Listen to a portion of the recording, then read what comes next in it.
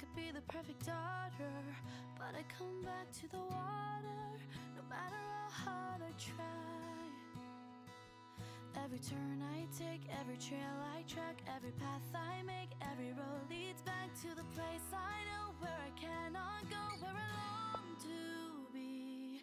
See, the line meets the sky, meets the sea, it calls me, and no one knows how far it goes. If the wind in my sail on the sea stays behind me, one day I'll go. If I go, there's just no telling how far I'll go.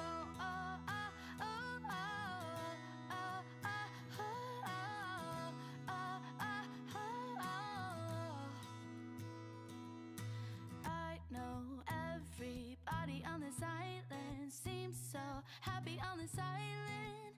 Everything is by design. I know everybody on this island has a role on this island, so maybe I can roll with mine. I can lead with pride, I can make us strong. I'll be satisfied if I play along, but the voice inside sings a different song. What is wrong with me?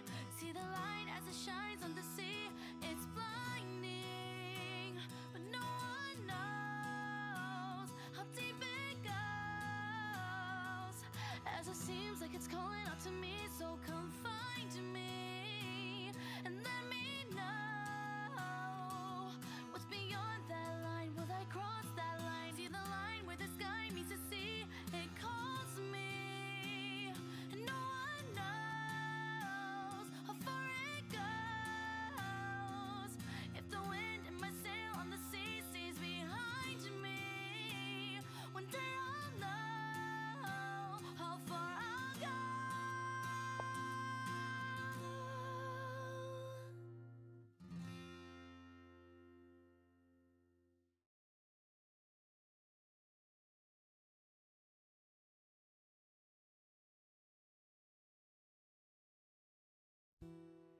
When your legs don't work like they used to before, and I can't sweep you off of your feet, will your mouth still remember the taste of my love? Will your eyes still smile from your cheeks? And darling, I will be loving you till we're 70. And baby, my heart could still fall less hard at 23. And I'm thinking about how people fall in love in mysterious ways. Maybe just the touch of a hand.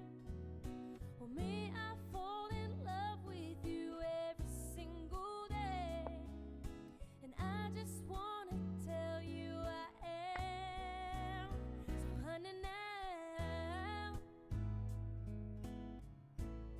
take me into your loving arms, kiss me under the light of 1,000 stars, place your head on my beating heart, thinking out loud, maybe we found love right where we are. When my hair's all gone and my memory fades, and the crown. Good morning, grasshoppers. When my hands don't play strings the same way, I know you will still love me the same. 'Cause honey, your soul could never grow old, it's evergreen. Good morning. As we join the tournament already in progress. And baby, your smile I was referred earlier this morning in my mind and memory. I'm thinking about how to an interview fall in love with in mysterious ways. That looked like a pre-move again. My opponent is losing to pre-moves. He lost several pieces in a row to pre-moves. I don't know if he's lagging, but I certainly didn't expect him to play that way. Good day, Lauren. So it was a discussion of Grit by Pete Carroll. And there was one common belief that if you wish to have a better winning mentality or a better work ethic, then you have to surround yourself with like-minded individuals by joining great teams. So great players in sports excel better when they join great teams. And the metaphor indicated was that if you're on a team where everybody, let's just say a swimming team, where everyone gets up at 4 o'clock in the morning to swim for a couple of hours before school or before work, and they do this every single day, but everyone on the team is doing it, then you begin to do it. That was the rough equivalent of winning mentality and surrounding yourself with like-minded individuals. I'd like to think of that as how we have it here at the dojo, where hopefully every single day we apply ourselves. Now, the remainder of the day, of course, is entirely up to you. Oh no, I'm sorry to hear that, BM47. It looked like a pre-move in the last one. Or you may have a video memory issue. You may need to refresh or close your browser. Even if it says, for example, in this particular window, I don't know if it's going to do that for me, but if I try to refresh in this position, I don't have a refresh button. Looking, here we go. You don't see the reload. It says reload the app. Are you sure the changes may not be changed? So then it just reloaded for me.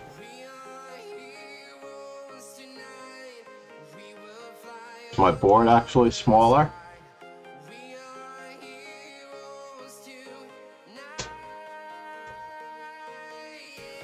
I actually want to see.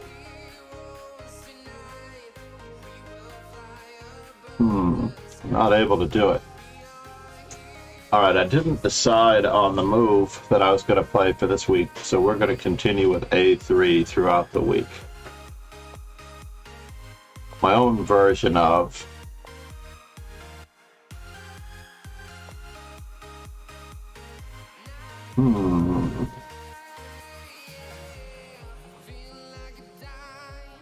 Now my instinct here, of course, is to capture. But we'll take this with Ponderov. We'll take this center. And we'll see how it goes. We're going to play a Queen's Gambit. Now, of course, I know that my last couple of moves have been relative blunders, to be honest. The reason my relatively two last moves have been blunders is because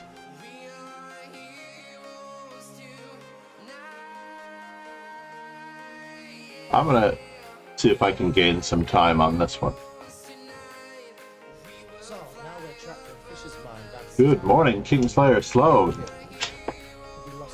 You have every right, Kingslayer, to continue streaming. You don't have to raid me, of course. I appreciate that. But I'm hoping that on Wednesday mornings, you're going to take the stream. This nation owes you a huge debt. And I'm down in this particular position. Ironically, I'm down primarily because I've given away the two bishops, so now I'm down in material automatically. And we are going to go after the free pawn that has been offered to us. It may not be a free pawn, but we are going to capitalize on this one the best we can.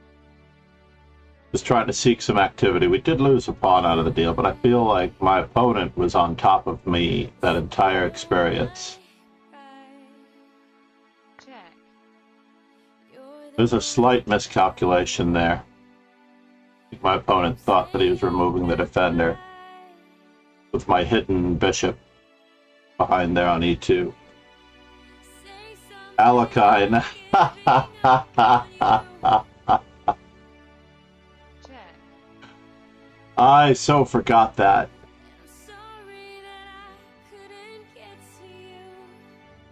I don't really want his pieces getting to any more activist squares than I need them to be.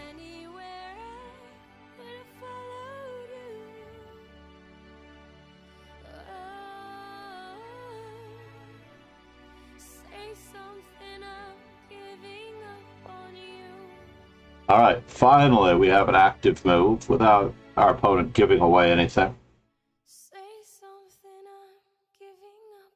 I would say 70% of this event. Porcupine, thank you for the follow, by the way. I meant to put up the dojo schedule as well. We also have a calendar of events.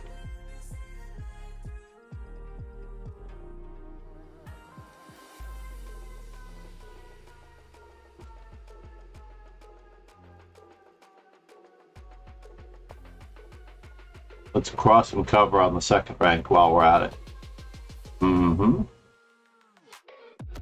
And now for something completely irrelevant.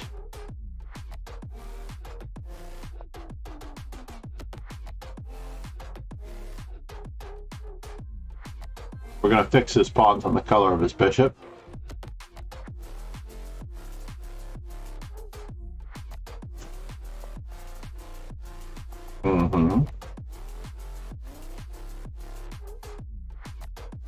What could he be up to? Knight d6.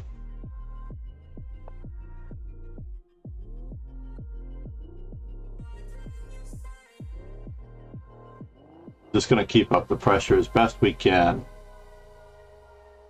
on a number of fronts.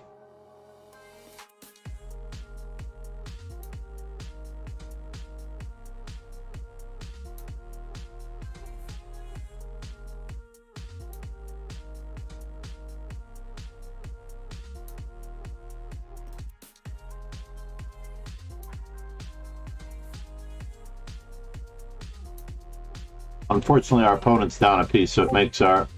Nicely done. Which WIM did you play? Oh, that's a bummer. My opponent actually has a pretty good move, but we're going to continue harassing as best we can those pawns. Now we're attacking 3 pawns.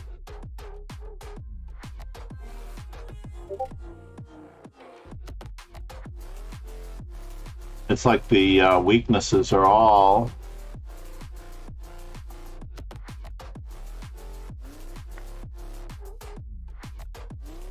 accelerating. First things first, let's give them a checkup.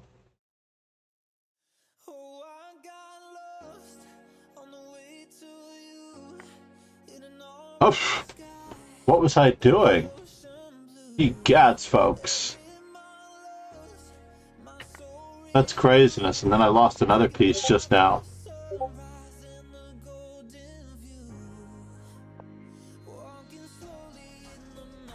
Isn't that craziness that we lost that much material? Alright, I'm thinking and talking at the same time. I think she's a WGM. Anna Onishuk.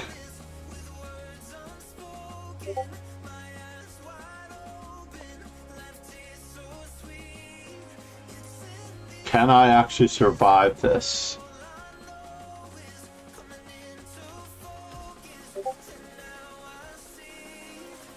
Whoops. I don't think I can survive it. I really don't believe that I can survive it.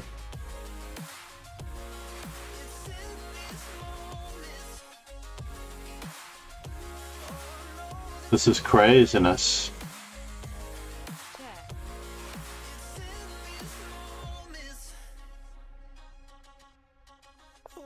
Absolute craziness. Can't walk up.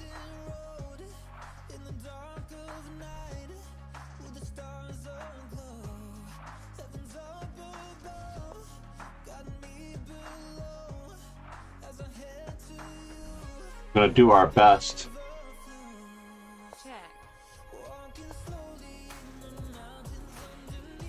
Mm-hmm.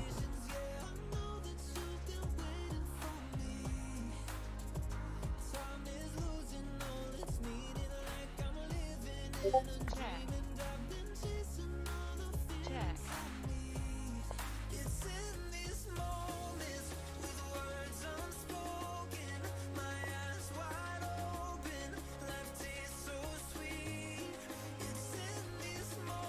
Can I go there from here? I don't know. Does look rather iffy.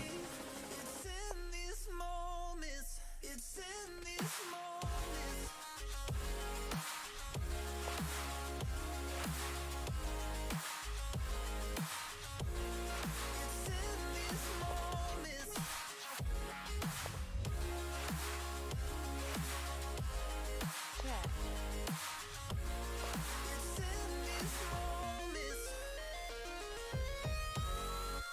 Check.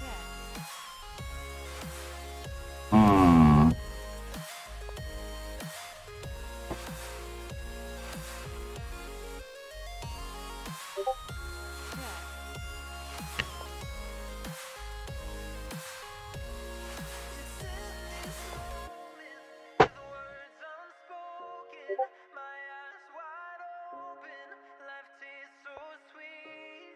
I have no choice, right?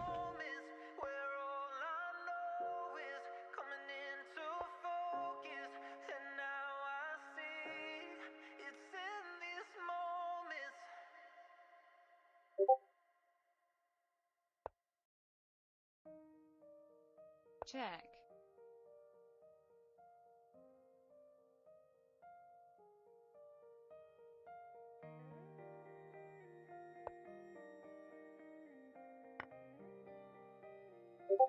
Sometimes you get lucky. Sometimes you get lucky. It's a draw. Spring Day by BTS. Zephyr, good morning.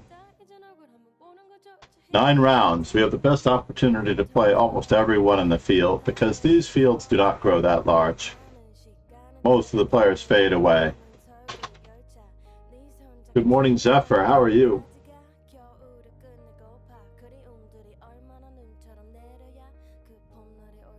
Oh my god, it's rapid. On the weekends, we have a slower pace.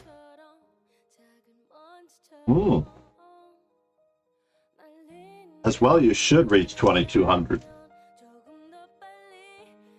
One more time, if you truly want to be great, you want to join an environment with like-minded players.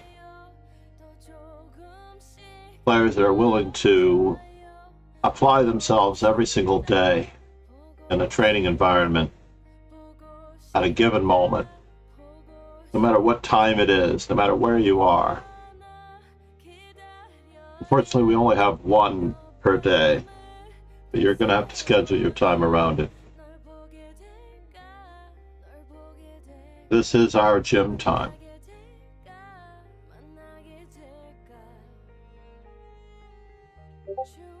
Schedule the meetings, schedule the appointments, schedule the classes, do whatever you can to get around these. I have the same problem for the most part with the offer spiel events.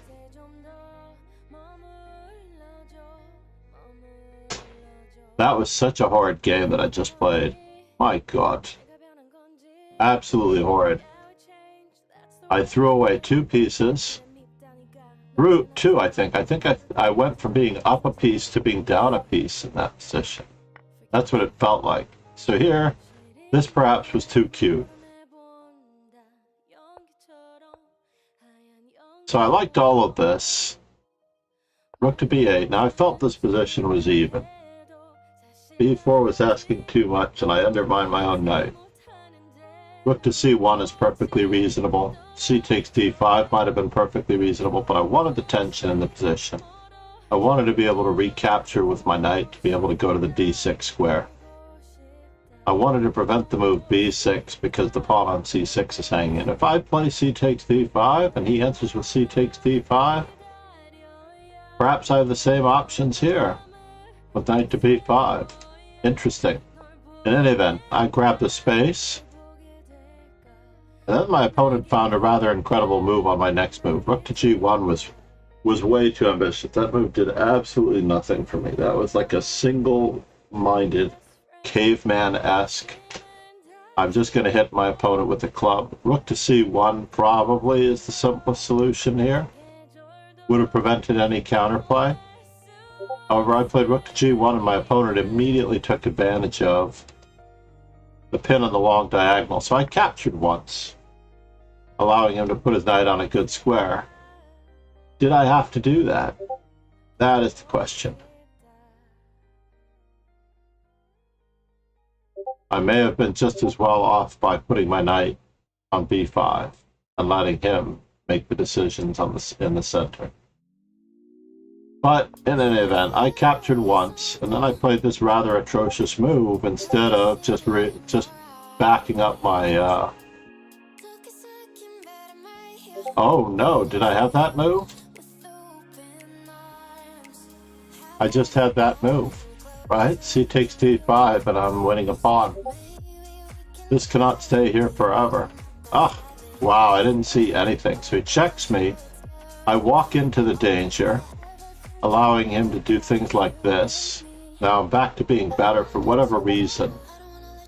And knight takes c8, rook takes c8.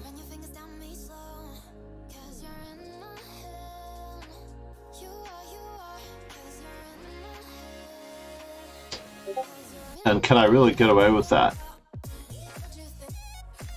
I have to see that one. Knight takes c8, rook takes c8, and then knight to d6 attacking the rook again. And I was pretty certain that he was going to check me. And I didn't like my position at all.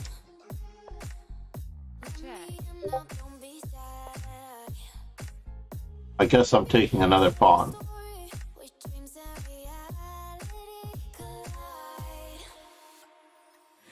So I'm not in any danger here. Boy, did I really muck this one up.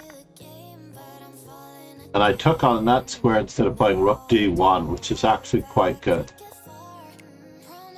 Everything is hanging. I was getting way too cute because I saw this particular tactic coming.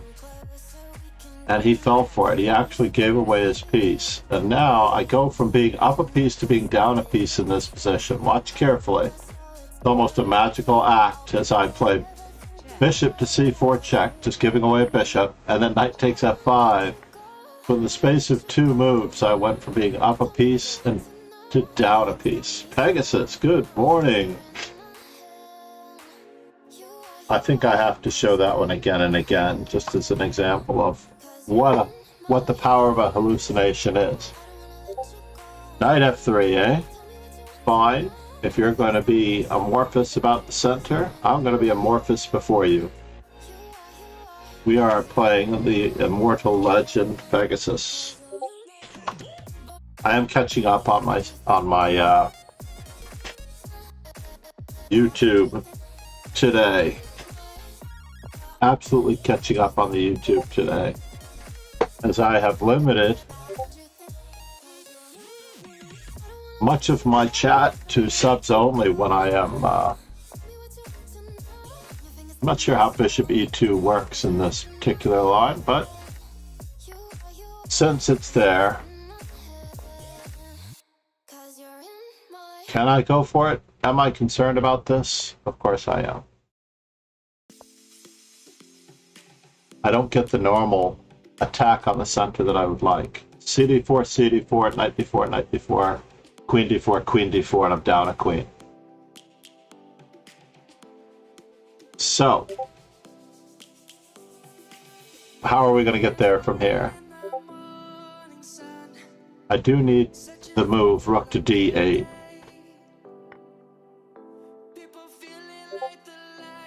I speak to him.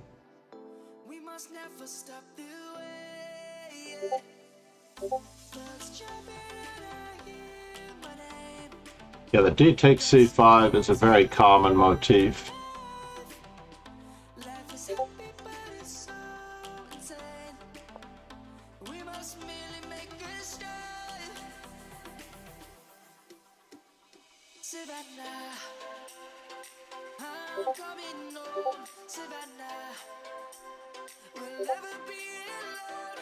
I am going to lose a considerable amount of time in this position. I have resolved myself. I have absolved myself of that. And I need a square in the center just in case.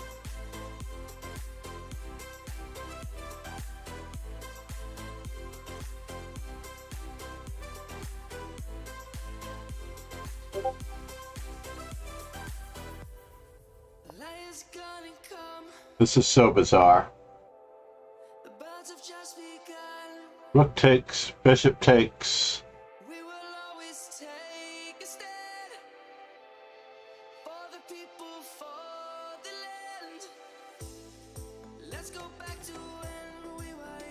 Yeah, this is a move that I expected him to play earlier.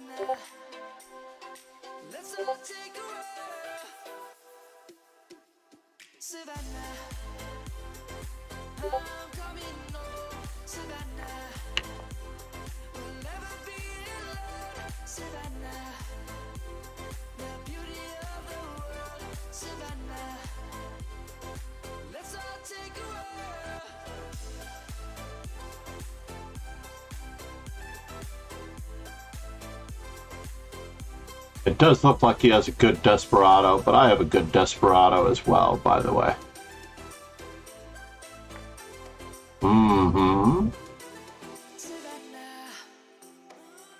I'm coming home, Savannah.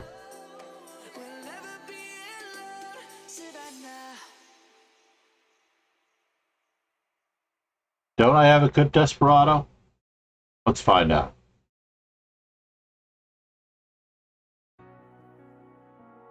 Let us find out if I have a good desperado. We're gonna out desperado. Desperado. Kingslayer Sloan, hey. Oh, that was for Zephyr.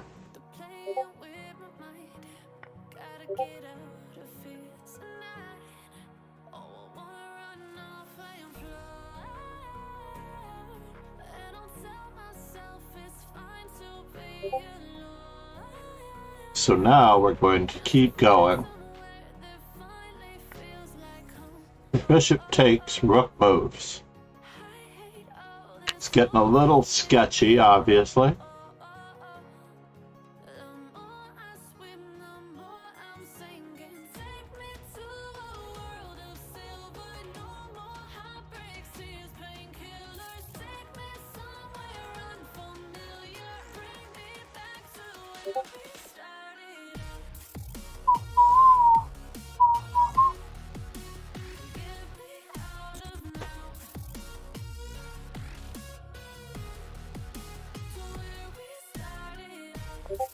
Yes.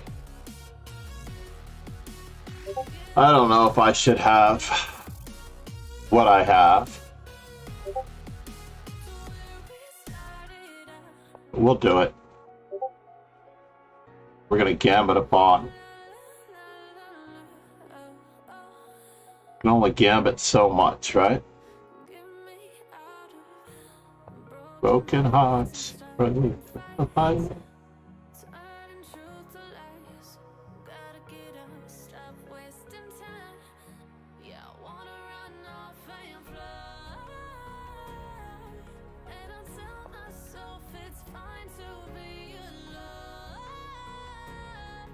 just to find somewhere that finally feels like He does have the correct colored rook pawn. That is very disconcerting. all this overthinking. Oh, oh. He has the correct I swear rook pawn. I'm thinking. Take me to a world of silver How annoying is that? faces, painkillers. Take me somewhere unfamiliar. Bring me back to where we started. Get me out of now. Wow. We started.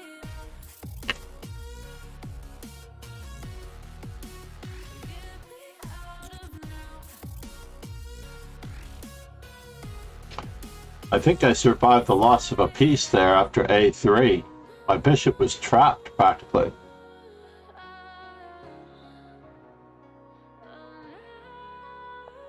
In a very annoying fashion, it was trapped. Still not entirely convinced that it's not abhorrently trapped.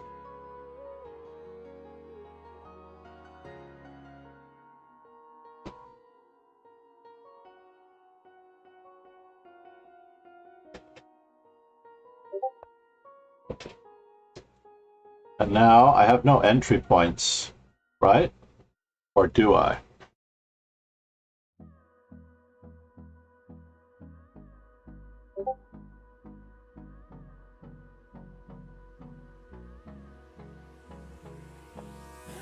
I'm trying my best.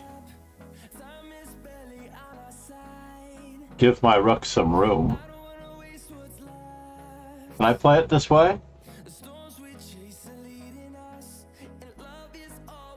I still have no squares, yeah?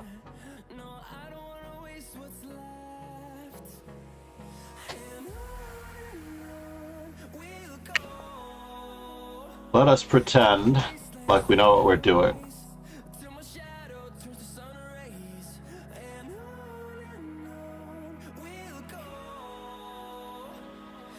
Through the wastelands of the highways.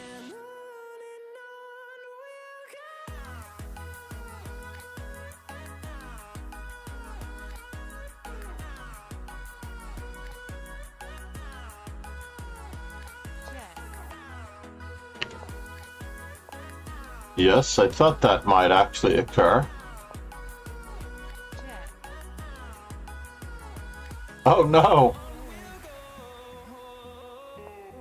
Dude! Scared the bejesus out of me. I don't wanna waste no time.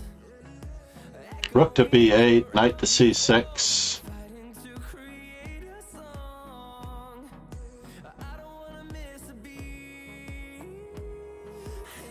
Very unusual.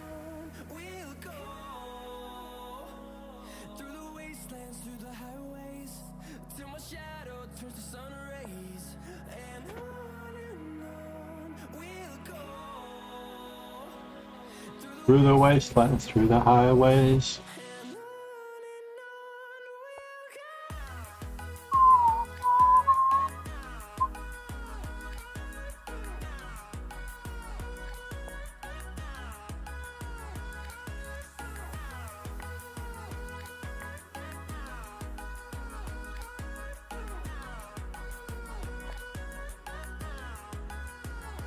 Where are you headed?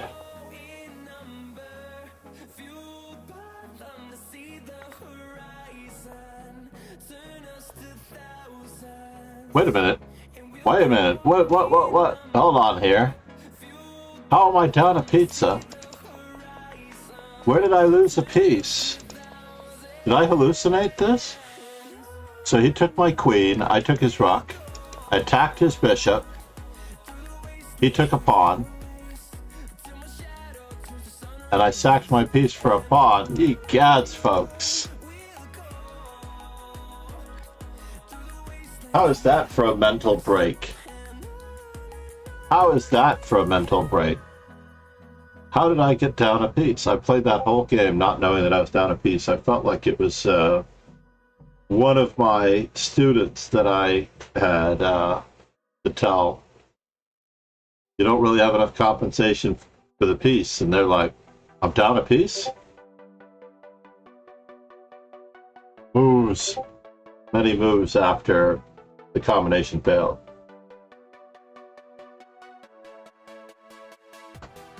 One of my students termed it as, whenever I say a position is interesting, it usually means that it's losing for one side or the other. Wow, was that one did smart. Let's check out to see what we did wrong while we're at it.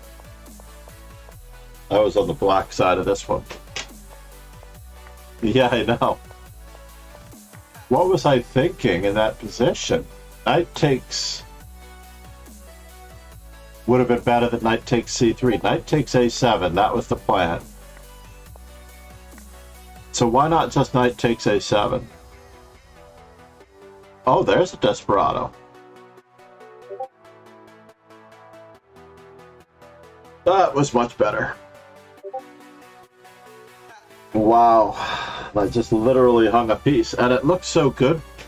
It looked so good. I played it as though I wasn't down a piece. To be honest. I played it completely and thoroughly as though I were never down a piece. I mean, you are still clearly better in this position, but knight takes c3 sends it over the edge. Now I'm down massively. What? Oh, I still have some compensation here in some form? Bishop takes f3, bishop takes f3, and then knight takes. Oh, silly me. That is indeed where I hallucinated. So knight takes c3 wasn't in itself so bad. That's craziness, Pegasus. Ron! Ron is definitely a dojo success story. He has been applying himself regularly, consistently, and methodically.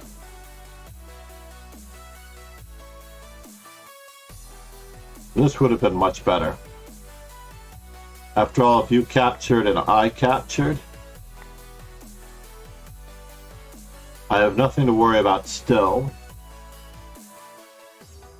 And I can get my king into the game in this particular position.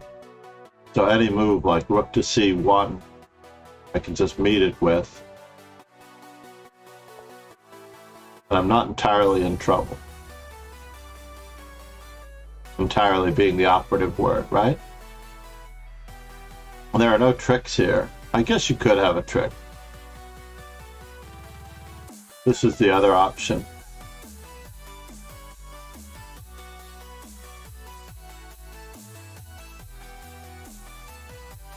Yuck. Yuck, yuck, yuck. So obviously rook to d1 would have been better. Let's get back to our game. Yeah, Pegasus has become super strong. It also may have to do with his regular chess club meeting up over the board as well. I do need to schedule time for myself to be able to play over the board. I haven't decided on which night that's going to be. At the moment, I'm eyeballing Thursday nights.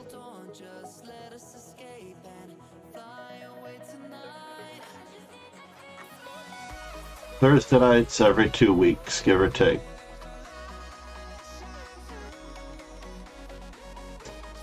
I don't have my draw offer button enabled, by the way.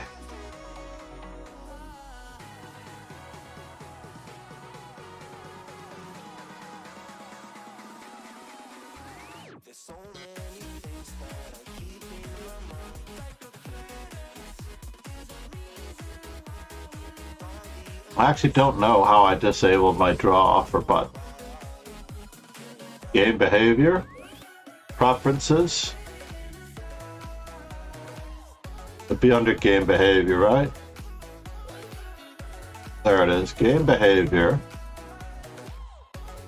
Claim a draw on a threefold repetition, always.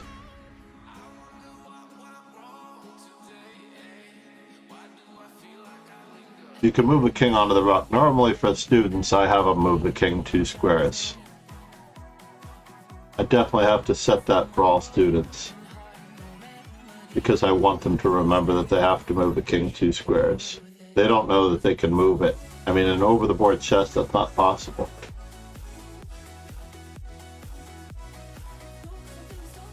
So how did my draw offer button get disabled? Right? Literally, my draw offer button does not work.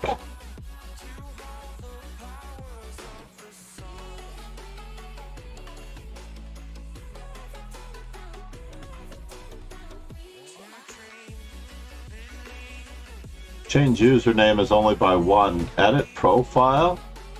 Change username. Coach. Patron.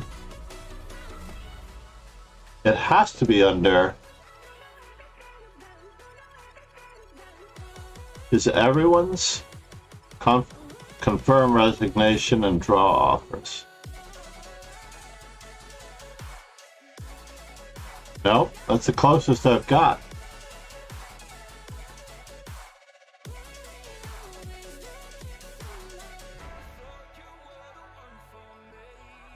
Very unusual.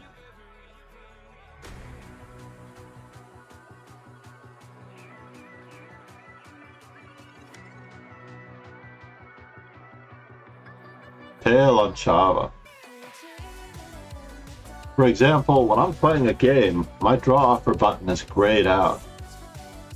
I literally do not have the ability to offer a draw. Now, Zen mode is one thing. Zen mode wipes out all of the information around the around the pack. Rook c1, bishop to b2, rook c5, bishop takes a3, rook takes a5. Yeah, maybe.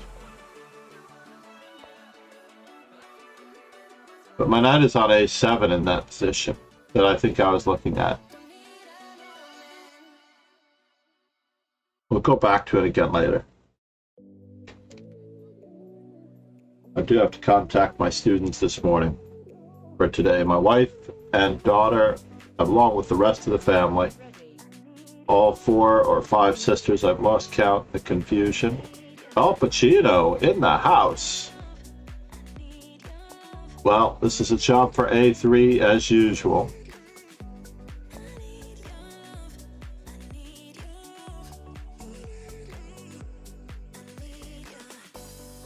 Well, if he's not going to control the center, I'm going to control the center.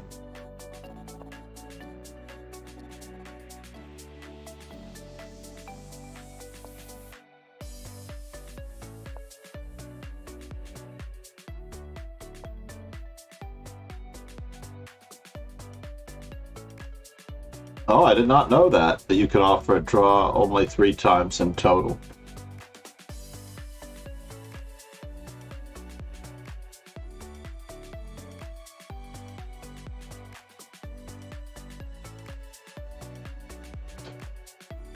All right.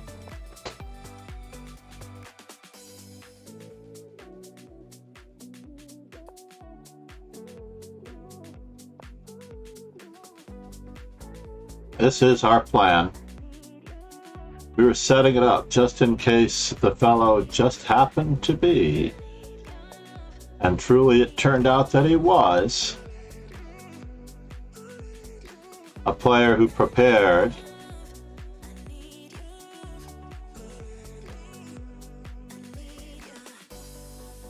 Yeah, I don't even look at it. I do not look at the draw offers most of the time. There are 2 ways to react to draw offers. 1, by thinking incredibly long.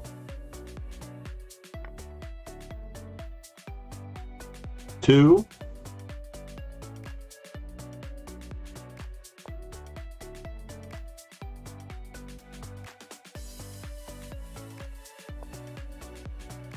wow.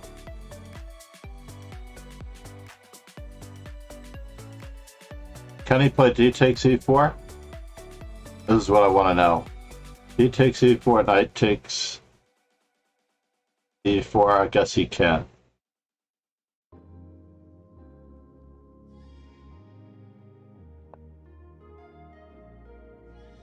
Interesting. Standing in the cold, cold rain.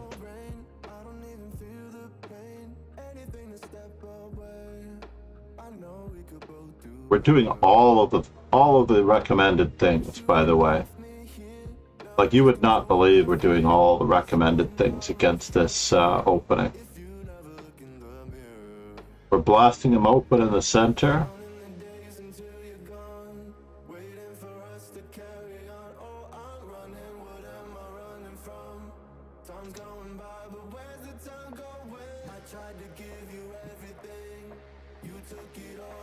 Looking for granted. What squares do I wish to have him on? Oh, his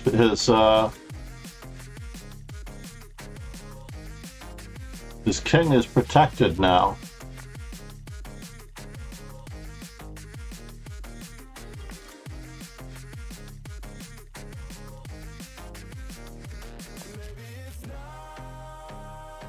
Enough. I don't want to lose you after all that we've been through. My mind, do it in a heartbeat.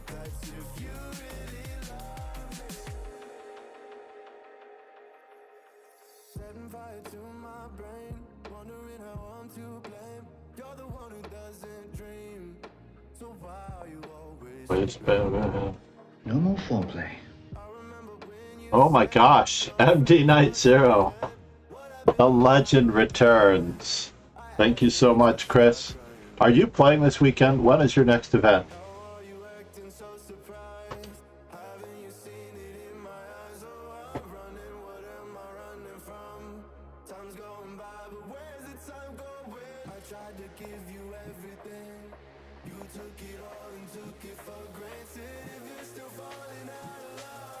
Can I not do this?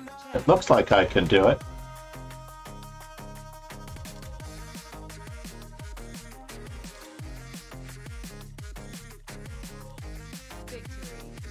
Al Pacino, so sorry, man. Namaste. In October. I hear you. I was just talking on the stream how I need to get into a regular habit of playing again. Somehow.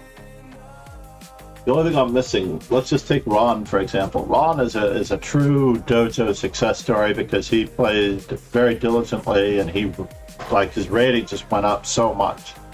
We also started off the day talking about grit and the ability to repeatedly do something day in and day out without missing a day. Now, I have it to a certain extent for the streaming. I usually do not miss a single day. I just we're going to do this, we're going to practice, we're going to train, we're going to analyze. Not a problem. But it also helped when you surround yourself with like-minded individuals that share the same goals, that are willing to get up at 4 o'clock in the morning and hit the swimming pool. Like, if you were just doing it on your own, you'd be like, what the world, right? But if you're going with a team or with a coach or with a mastermind group, to borrow the old Napoleon Hill concept, basically, then you will keep it up. And I've always been keen on the mastermind grouping idea, the team effort, the dojo establishment, where everybody is in it together. So the only thing really missing from the equation that I think Ron could have added is his ability to get in over the board chess on Sundays at his club. Like, I'm so surprised that he's here, and I'm very thankful that he's here. And Mark Arnold as well. Mark Arnold played a minimum of 2 weekends every month, along with lessons 2 to 3 times a week. He was a great student to work with, and it was just such a pleasure. And of course, when I lived in Manhattan, it wasn't so bad. Right now, the commute is killing me. I'm looking into a way to bring the events to me here in Howard Beach, near JFK.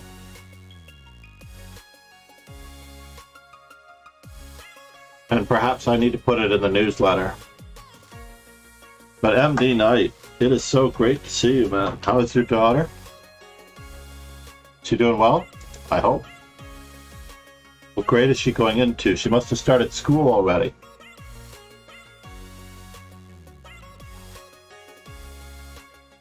She is, and she's playing. She was telling me the other day that she felt guilty that she was higher rated. But there's a pre-K for threes, right? In New York State, we started a pre-K for threes. If you can find a threes program, like not just a daycare, but a threes program to accelerate their learning. My grandson, by the time he was done with threes, not unlike, I'm positive that your daughter will do the same thing. They tested him to perhaps go into kindergarten, so he actually passed the test, but we decided to, the sort of the preschool program. Yeah, Anakin had homework as a 3-year-old. That was cool. Make sure you ask for some sort of exercise for them to do at home, if they're not already doing that. I can't wait to get these two together. I'm going to have to make sure I take my daughter to the next event.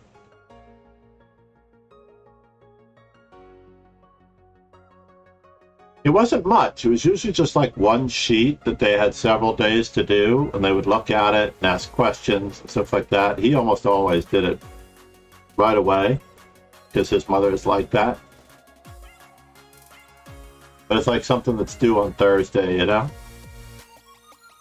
If they don't hand it in on Thursday, they have a day of and you could probably even do it, you know? You could probably even do it for yourself. Just have a little project that adds another layer to what they're working on in school. If you can get out of her anything that they did on Monday, you could easily give her a little handout on Tuesday, even if they don't do it. I don't want to tell the teachers how to teach. Let's not do that. God knows that we don't want that. We do not want that. Do not tell your teachers how to teach. My least favorite thing is when the teachers ask me what they think I need, what I think I need to learn. That was my least favorite question when I've taken coaching and lessons from, let's say, a professional billiards player. I show up for the lesson and they ask me, so what do you need to work on? I'm like, dude, everything. I want to be built from the ground up, like the way I teach chess. And then I had a lesson with another fellow. And you know what? I may well go back to him, now that I think about it. Based on our conversations this morning, I may well go back to him. But he had me for 2 hours. I spent $240. I don't remember if it was $280. It was a ridiculous amount of money. And basically all I did was strike the cue ball forward in a stop shot. I pocketed a ball with a stop shot for almost an entire hour. And I now see, in hindsight, what he was doing because I was criticizing the other coach in billiards.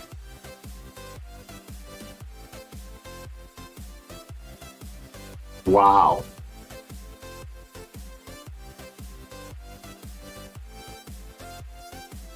He could be really, really good. He may be underrated as a coach. He just had a terrible delivery system. Like, he didn't exactly explain to me what I was getting out of it, but only now, 4 years later, do I realize. I do, by the way. I don't know if it's under Amazon. I meant to put it on the main page. And I've basically been restricting the instructionals, Chris, to... I've been restricting the instructionals to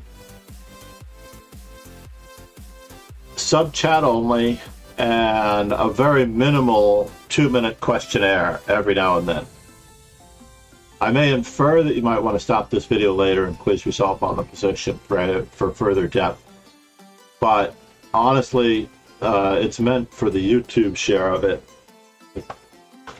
And I so much appreciate you. But I want to let you know, I think there are 3 playlists on the YouTube channel that I created. One for player studies, one for understanding pawn play, and I think one for events, unless the events and players were so small that they're together.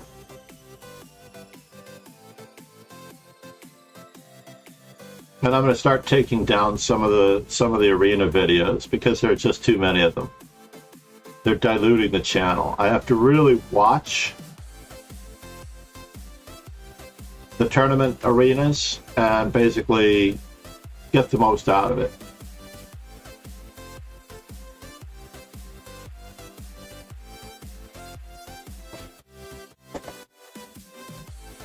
Maybe that'll be today's project.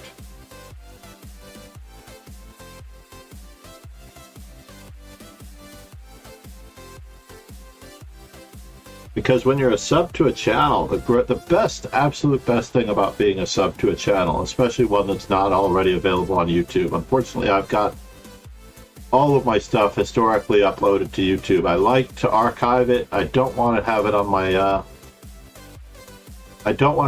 hard drive, which is what I did in the early stages when I was only streaming to Twitch, knowing that the content would disappear after 60 days or 2 weeks in the beginning before I was an affiliate.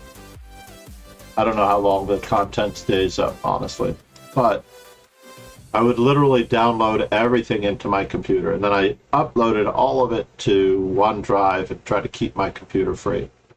My God, that was horrible. So on my other laptop, which I think is in my computer back downstairs, I'm going to have to really get some work in. Cosimo Goku, good morning.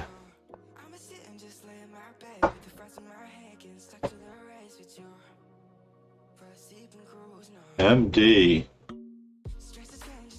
I noticed Kingslayer Sloan, Rogan.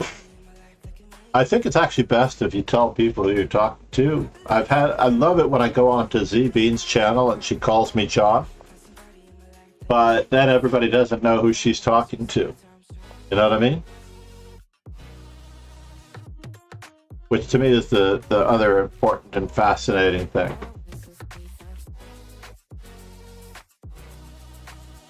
Punishing people for playing knight to c3 here from now on. Absolutely punishing people for playing knight to c3.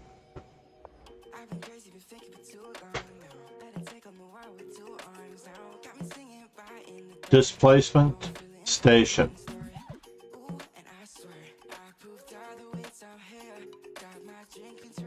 Toxic variation. I'm playing. I've fumbled this variation so many times that I am from the school of what doesn't kill you makes you stronger.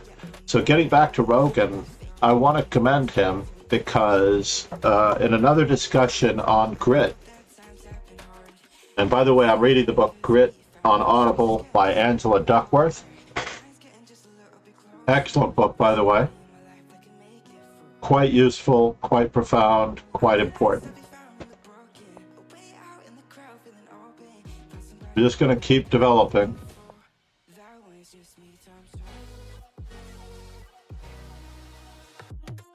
Can I do this? Let's just keep developing. Let's just keep bothering our opponent in any way, shape, or form. Grabbing the space.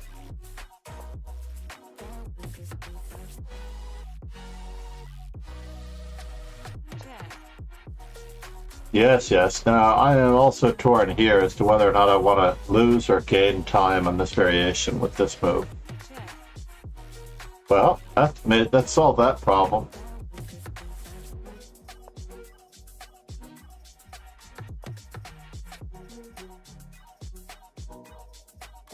Now, it's too bad that he has bishop f4, otherwise we have the Trojan horse sacrifice here. Chris, namaste. What? By the way, what are you playing in October? If you don't mind. That way, at least, I may or may not have a heads up. Can I play this way? Let's just get castled. Is it Springfield? I'm very curious if it's Springfield. So my opponent is now after my very valuable bishop.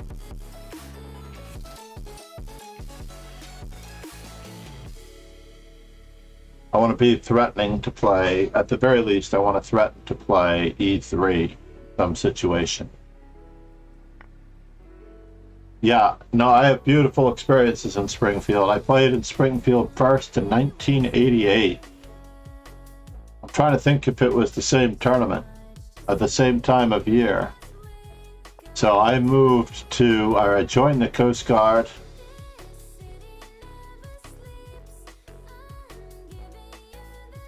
Let's keep up the pressure here. I don't know if this is the wrong rook, but we will find out. Oh no, I almost blundered. I truly did almost blunder. He had knight f5, and I didn't have a reasonable answer to knight f5. Rook on a to c1. You gats, folks.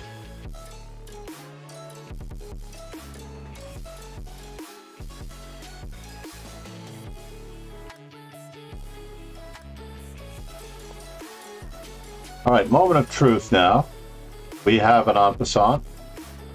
We can stick him with a backward pawn. We also have a pinned piece. We have knight to d5 as well. So it looks as though we're going for it.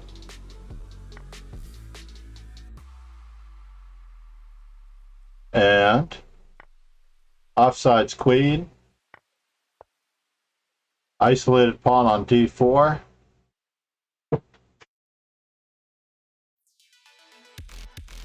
This nation owes you a huge debt. Namaste, MD Knight. I'm looking for a weekend. I love the whole New England area. I played in every New England state. I absolutely and so much, very much do like playing. All right, now it's time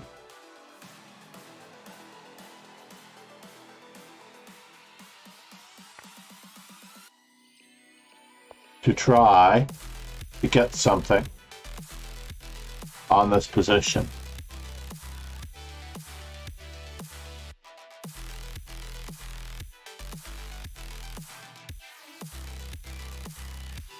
As best I can, anyway.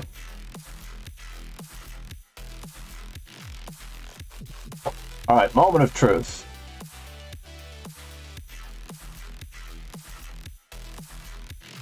Can I actually do this?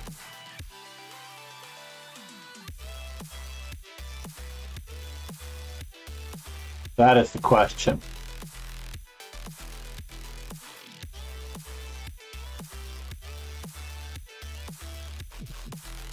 It does not look like I can do it. I have a lot of play, but I don't know if I've got it. Thank you for joining us, RBJ 1982. Absolutely. Watching good players always lends a certain amount of credibility. Oh no. Am I really forked? You cats.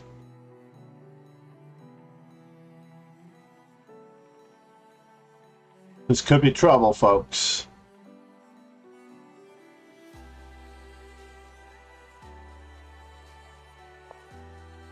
Could be trouble. Basically, you should be questioning everything that you see, RBJ. Everything that you see, whether you're watching me, Gotham Chess, or any other player, you should be questioning. Like when I watch AK and Emsco, she is absolutely entertaining in her demeanor and her attitude. She really, really tries her best every step of the way. And she accomplishes what seemingly is the impossible. Right? She manages to create a culture of... What is going on here?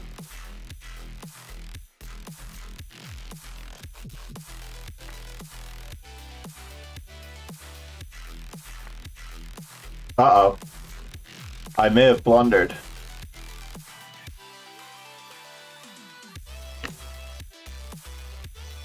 I may have blundered.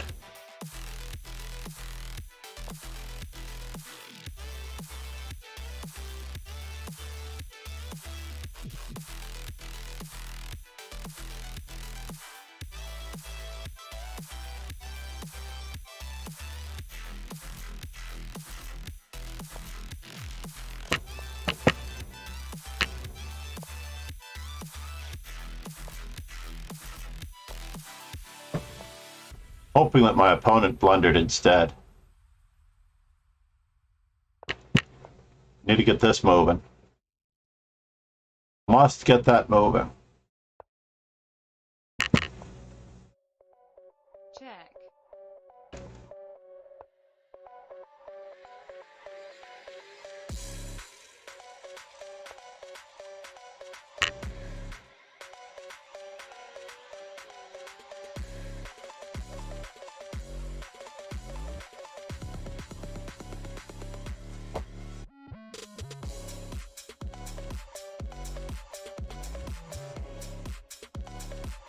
I have but one chance for Gegenspiel.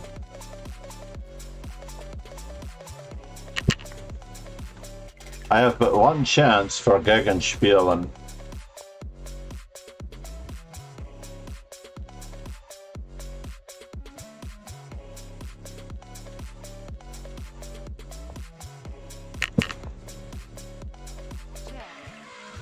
uh-oh.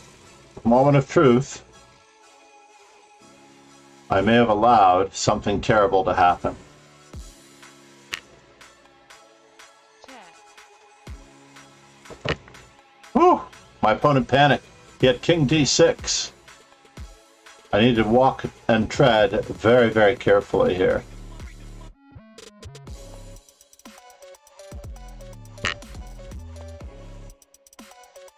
Check. Victory. Whew! He had King D6. He could have checkmated me. No, that's not all. Basically, you can always ask the streamer to go over anything, and when you play me, you definitely should play. You should actively participate. You should actually actively participate in the play. No, I lost this game, unfortunately. It may look like I won the game. It may be on the wall chart as a win, but I lost this game. I blundered this game horribly, and my opponent was very generous and nice. So many people, including, as I sometimes joke, Gotham Chess or AK and Emsco, even Hikaru might make this mistake, but he doesn't make it as often. They think they've won their games, but in reality, our opponents are just losing the games. It's like, to get to a certain level where you are actually able to win a game, you have to be Magnus Carlsen. We're talking Game 6 of the World Championship, where he took, in a 4-hour time control, literally a 4-hour time control, or 4.5-hour time control, I think it was supposed to be, right? But you've got increment. In a 4.5-hour time control, he took Nepo 130-something moves at 8.5 hours. And he literally ground Nepo down until Nepo made the mistake that lost and cost him the game. That is what it's all about. Most games are lost. We win very few games. This game I did not win. It was marked up as a win. It's not a win.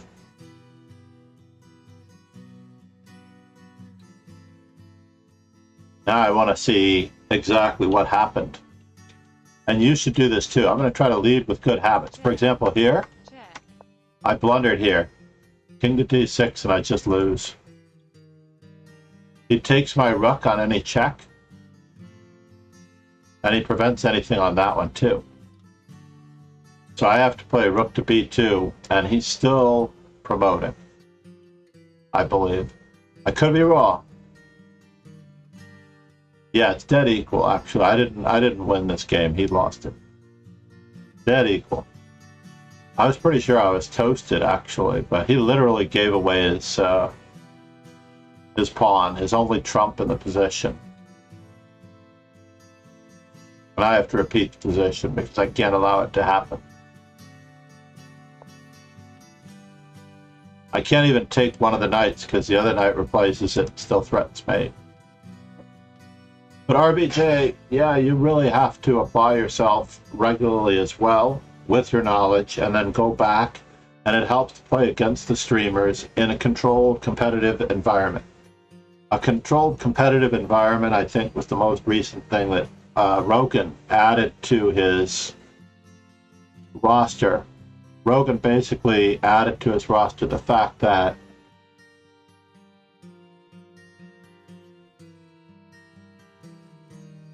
he's now playing arenas with a purpose. He's playing with a particular purpose in mind, with an eye toward accomplishing something and being extremely responsible. So interestingly enough, in this position, I actually was afraid of the move. Knight takes f7 check. But I guess I see now that that does not necessarily have to be a problem because I'm queening. He has no time to checkmate me in this position, so I'm queening.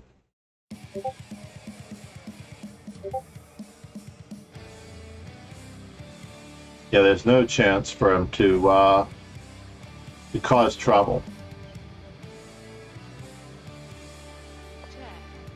Even in this position where I thought he could cross and cover, I really did. I thought he could cross and cover. He cannot because he's taking my pawn with check. And I don't have any time to move up. So let's try the other one now. Let's try this one. And even in this position, if I were at all worried, I capture with check and then I promote. So yeah, my opponent lost that game. I didn't win it. I would love to say that I won that game. But it takes practice like anything else, like riding a bike. You just have to get on that bike, in that tactical pressure, in that time trouble, and do it every single time, and then address it, and then address it in little bits and pieces, RPJ. You have to find one small detail that will help you deal with the bigger problem better. And then just keep adding routinely and consistently tactics to deal with handling that pressure. For example, I think I was probably 8 or 9 years old, maybe a little bit older, in Boy Scout camp. Maybe I was a Weeblo at the time. We go to outdoors for camping. And I remember to this day being helping light the kerosene lamps.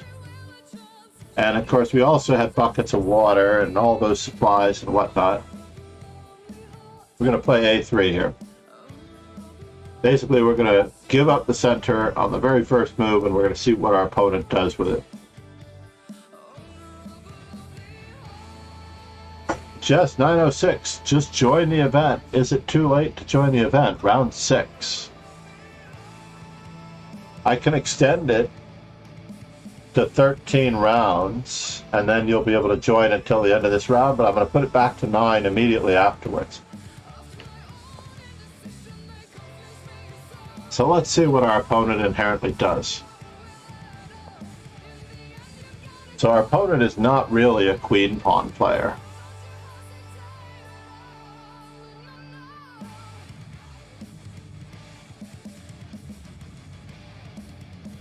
This is fascinating.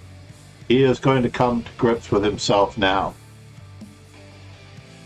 How do I want to go about this? Well, we're going to be playing against Chigorin's defense. Do I wish to take over the center? I do. There's no bishop to b4, there's no bishop d6, there's no anything. And we're going to play the Queen's Gambit the way Magnus Carlsen meant it to be played. This is another list for study that I wanted to do.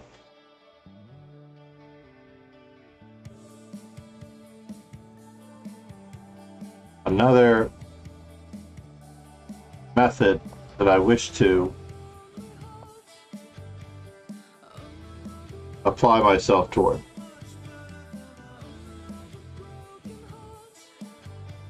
Now, I'm not a big believer in protecting this particular pawn, by the way. I want my opponent to give up the center, and I want him or her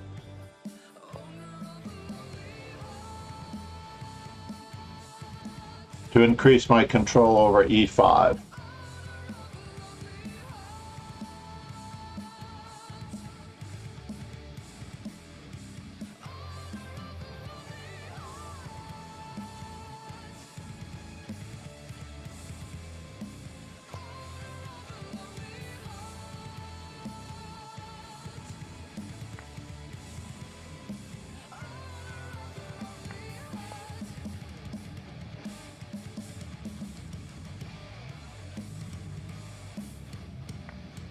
And now for something completely different.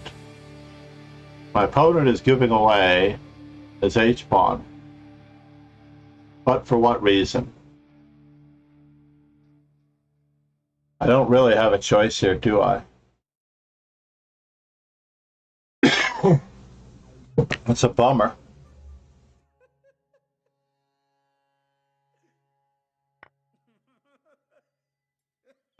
So queen h5. Queen takes d5. We're not up anything right now, but we could be.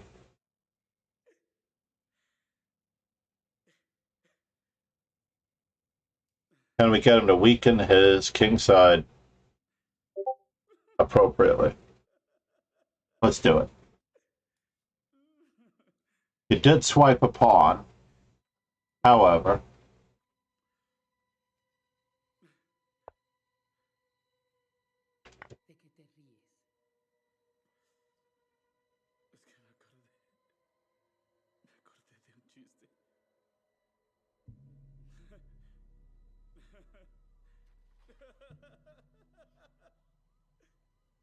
I thought I removed this from the queue, by the way. I was pretty sure that I removed this from the queue.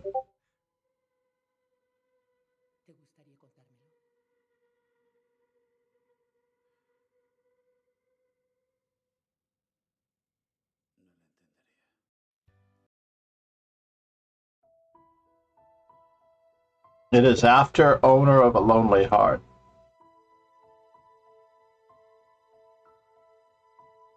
Well, life is getting a very, very bit tricky. Life is getting a wee bit tricky.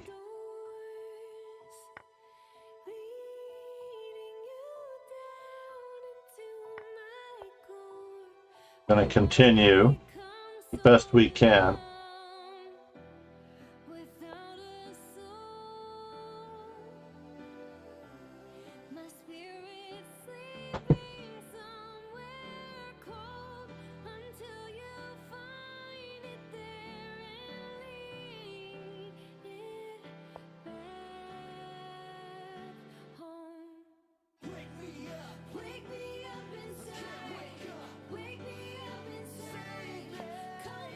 Well, I did need that, that's for sure.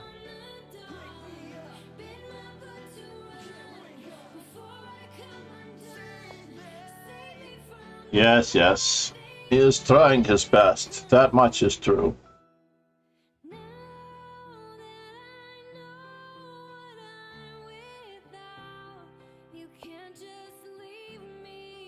Hopefully I won't get into too much trouble here.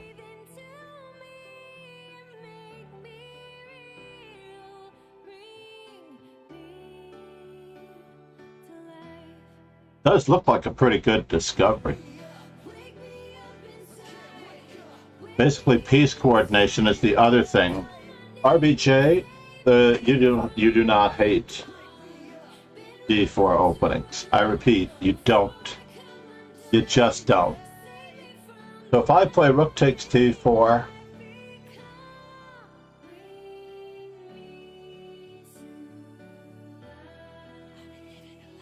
and then knight to, I'm getting back my bishop pair, but to what knowledgeable gain am I getting anything out of this?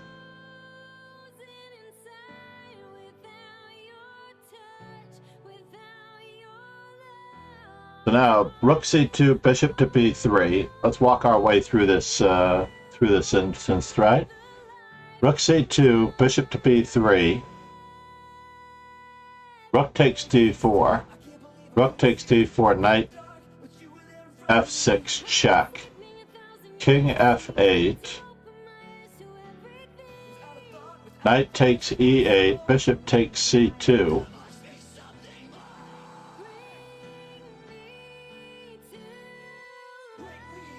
Knight to d6. b5. It looks entertaining.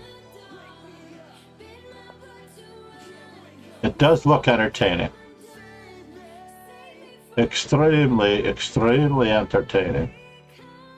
Uh-oh. Did I blunder? No, I didn't blunder. Whew. Scared the bejesus out of me there for a moment. I thought I had allowed rook to e1 mate in the middle of all of that. Tomorrow, monsieur.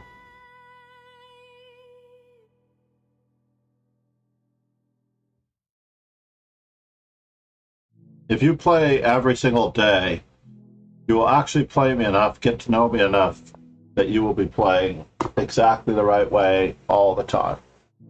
I got trapped in your eyes the moment you looked at me.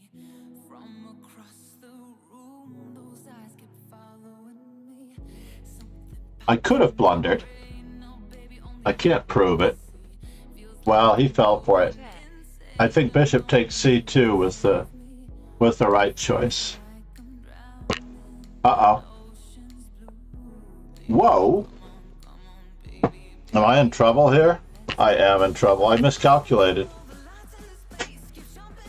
I'm down in exchange. I don't have knight to d6. I did not calculate this correctly. Wow. That is craziness. So there's a good example, RPJ, of running into it, running afoul of the man per se. I don't have a choice anymore. I have to do this.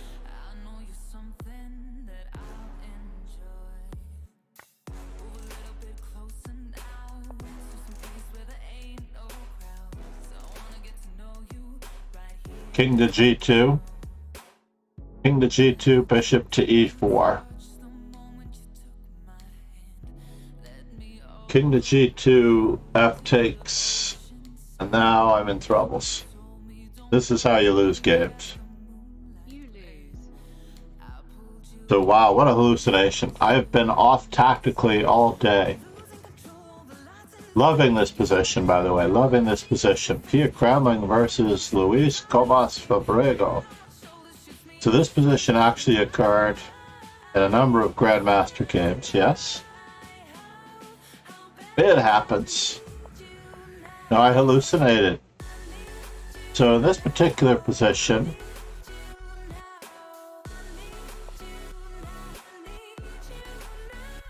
knight h5, I'm ahead by a lot, right?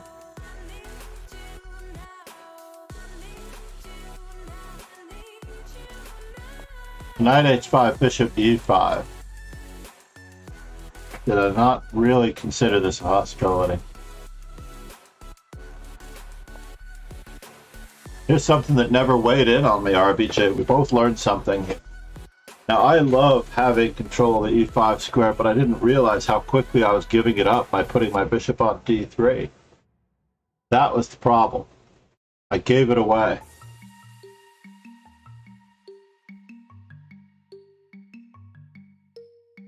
Well, all of my moves are double question mark, double question mark. I just want to see, it's better to expedite the development. I think they can actually take the pawn and hang on to it. Therein lies the problem. So when I played rook to c1, they can play.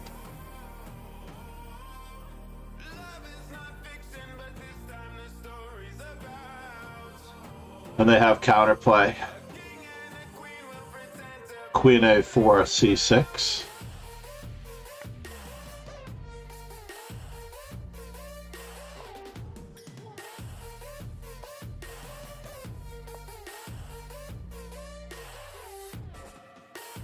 Yeah, that's no good. And for the same reason, I don't have queen to a4 because of c6. Threatening b5. And I got a whole lot of nothing. I saw that right after I played it, rook to c1. You know how your vision, I think it was Alexandra Samaganova, who commented that you have absolute clarity. Maybe it was Jules Gambit. She commented that you have absolute clarity right after you've made the move. Like, you exactly know what's going on. Maybe it was Jesse February.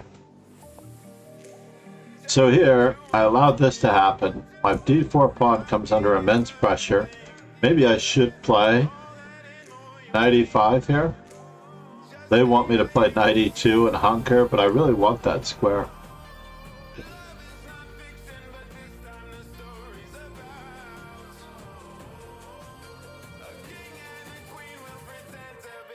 Can't believe how much I made this game playable for him.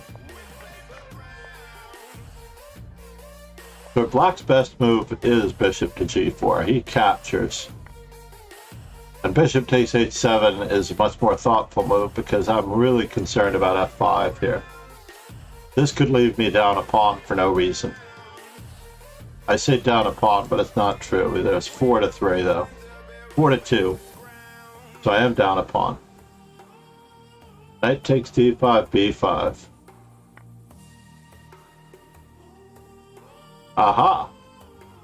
I did not consider that one enough. So he played g6, queen takes d5, bishop to e6, queen f3 would have been better. Keeping the queens on the board, increasing the pressure. Instead, I activated their rook's RBJ. We have a great command here where, good mantra.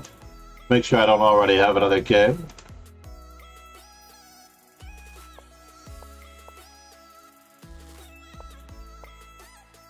Yeah, I'm headed down a big, big rabbit hole here. And in this position, I'm just worse. That much I understand. He has the advantage of the 2 bishops. He's threatening me in so many ways. I hallucinated that I had knight e6, knight takes e8, and that I was taking pieces faster than he could take pieces. But you do have to apply yourself every single day, and at the end of every game, do not get upset. Absolutely do not get upset. Say, what in the world happened there, and how can I prevent that from happening again? Or, what in the world happened there, and how can I do it better next time? So rook to d2 would have been a better move. Same concept. I thought I was actually egging him on. Sorry. I thought I was egging him on for a tactic that should not work. Instead, I was egging him on into a tactic that just wins. So rook to d2 may have created some problems, but I would have definitely been doing it. So Rogan, good morning again.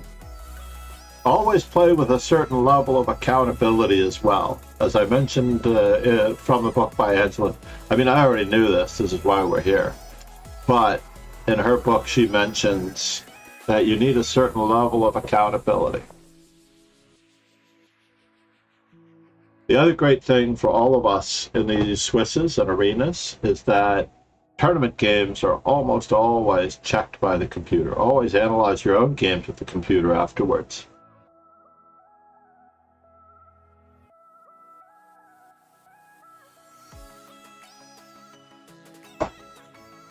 And in that manner,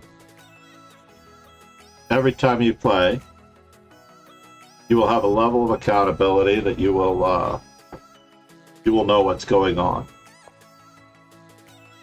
So here I often play in one particular fashion, but I'm torn. I'm going to add this one to the repertoire, by the way. Given that I recently purchased a book on a repertoire for black, I don't remember what it was that I purchased. I devoured all the chapters, and I'm going to continue devouring the chapters again today. Alright, now we're going to put that pawn on that square. Now that he's got two different directions for his bishop to move in,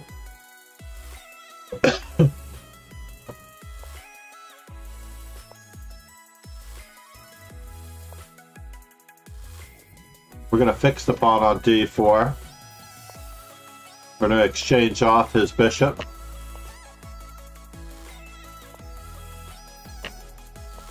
We're going to prevent knight to e5.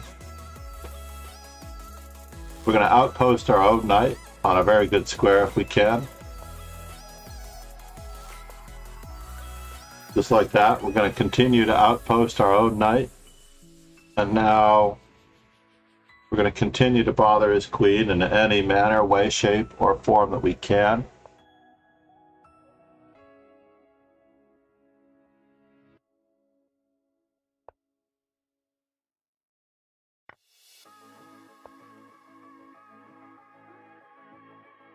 Is anything hanging?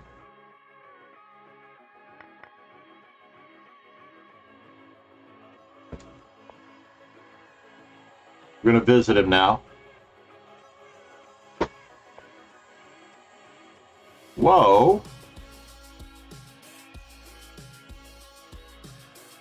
Are we giving back a certain amount of material or what?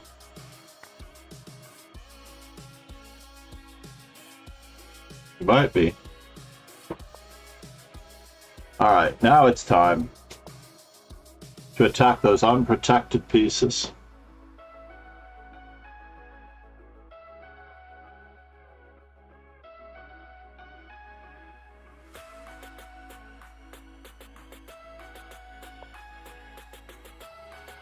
Fascinating.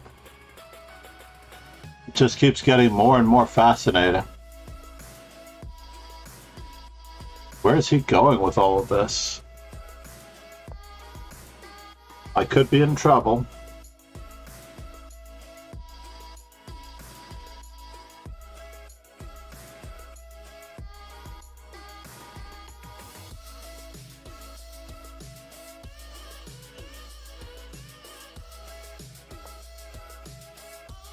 All right, moment of truth. Something seems wrong. I was attacking the knight on d2. So I'm hoping that everything can be the same as can be. So let's see, bishop takes, knight takes.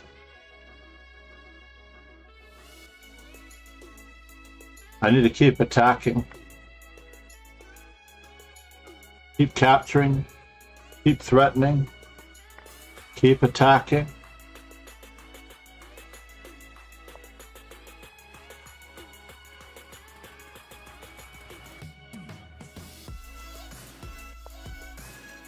Keep threatening, keep attacking. Can I give back one of the pieces?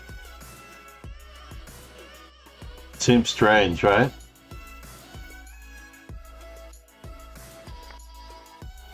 My white squared bishop isn't as more valuable as my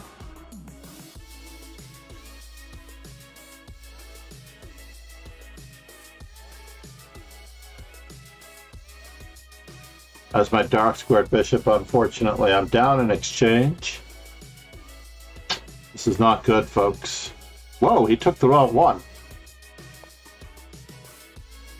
He was supposed to take on e5. My white squared bishop was terrible. But I didn't want the opposite colored bishops, but he's down a rook. That's the strange thing.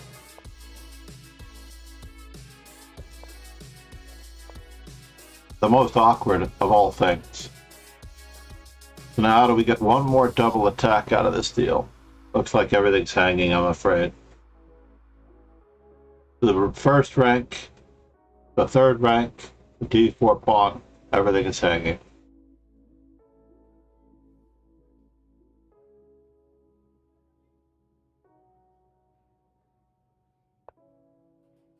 Yes.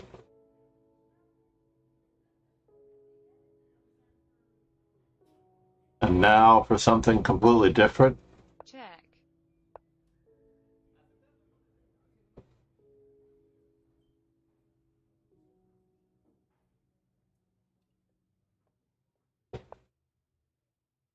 I want the second rank for my rook. Piece coordination, that is the number one thing. How to get her into chess? If you have a friend that is a girl, you should be playing chess with them.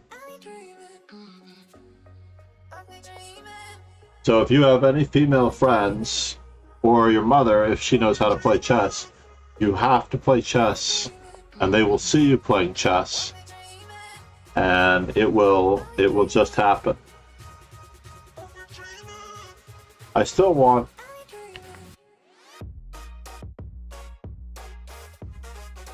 to continue taking advantage of all of these tactics. Also, don't hesitate to master basic tactics. Basic tactics such as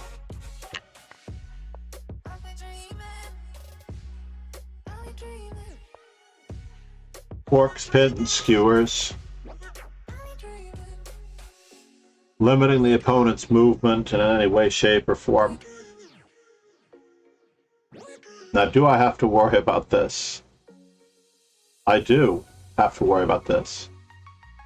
But to what end do I have to worry? I wish I had known that I was going to have that open file earlier. Victory.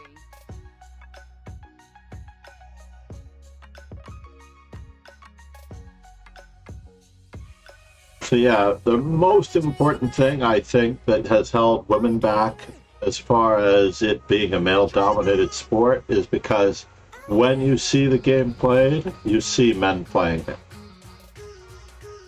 If I could change one thing about the history of chess, it would be that women would be included in the chess game.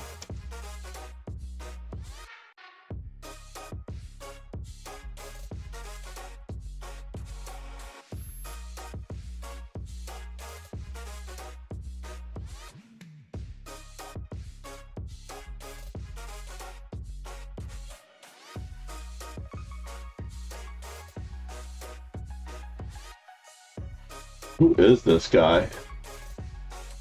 He's got some spam whispered to me.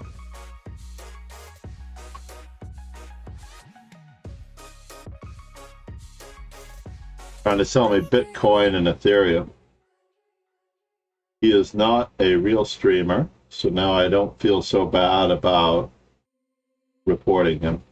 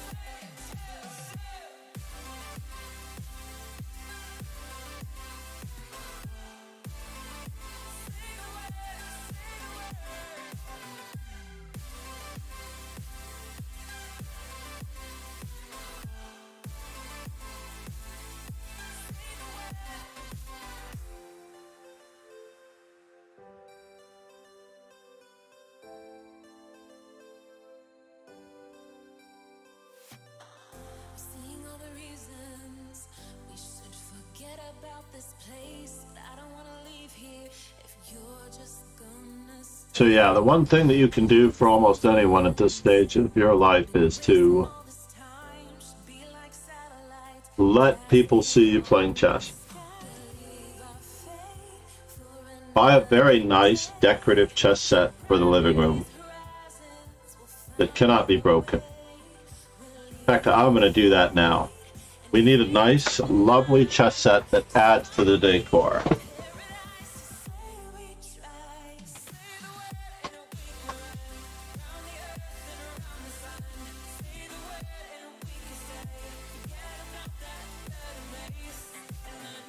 There we go. Whatever it takes.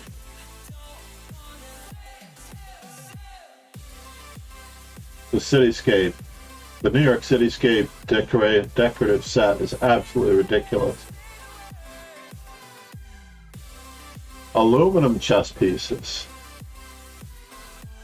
from Bed Bath & Beyond. Fascinating.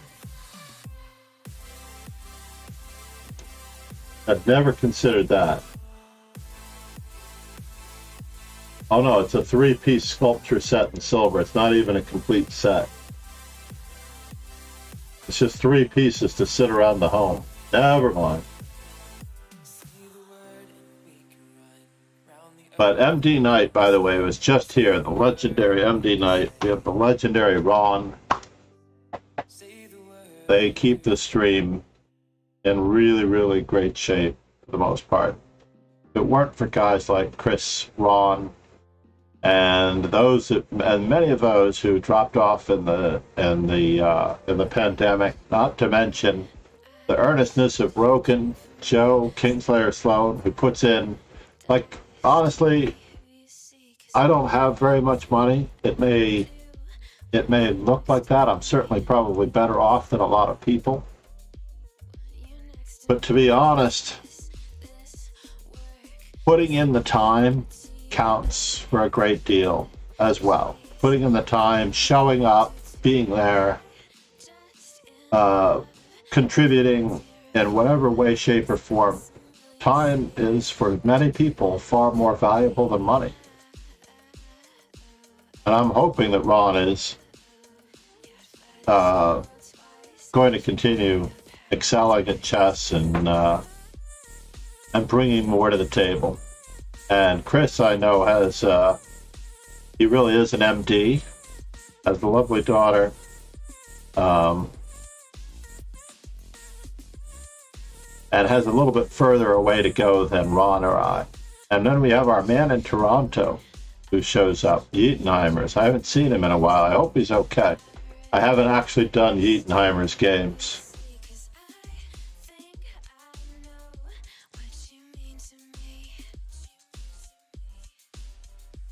I've been waiting for him to show up, but I hope he's okay. He played in the Quebec Open, and he may be really, really devoting himself to over-the-board study. That is my suspicion.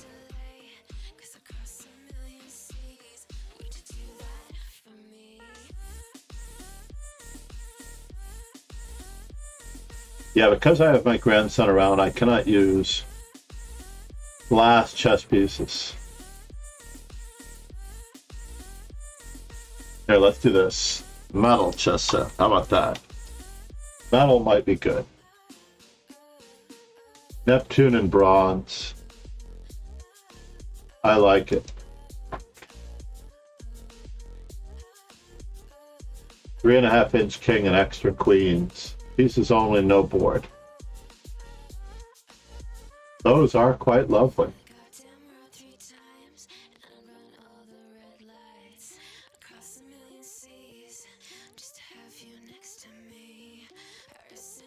You could also go for the 3-inch king.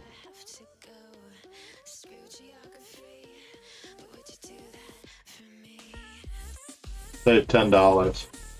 They have a 4.5-inch king. My God.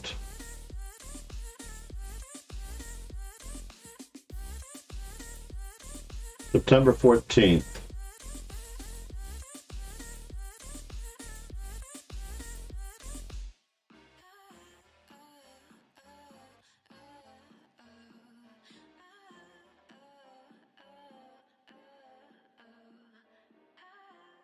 Are they both added to the card?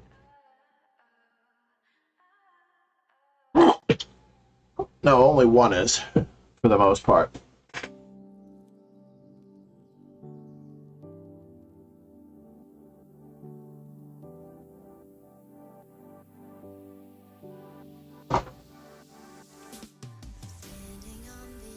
What's going on over here? Zephyr's taking his time.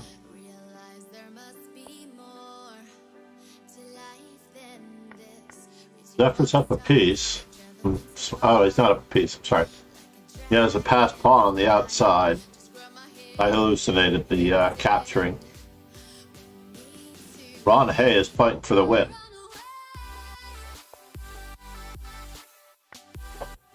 But it seems nearly impossible.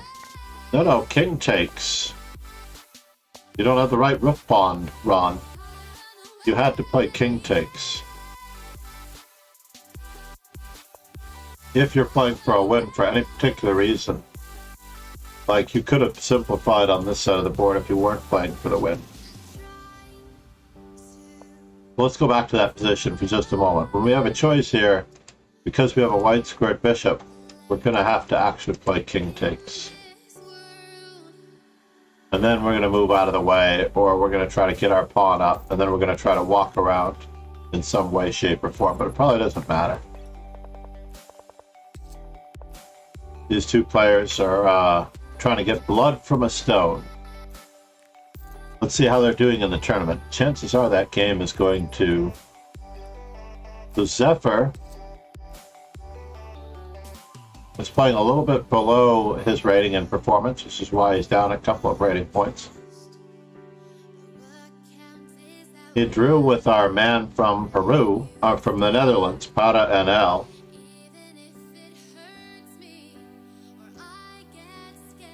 Big stick.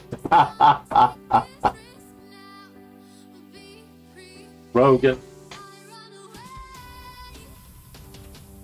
Still a touch of that oceanic culture. Play Moana. That's it. Play Moana while you are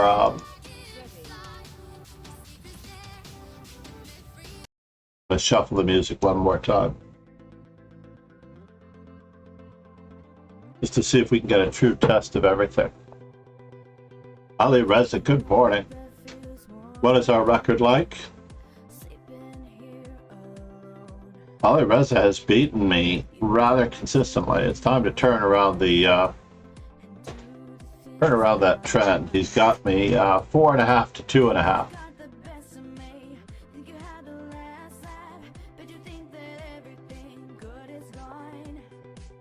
And I didn't look up this opening. I really did not look up this opening. The Carpathian Warrior. I'm going to take this book out. I'm not going to look at it, obviously, other than the cover.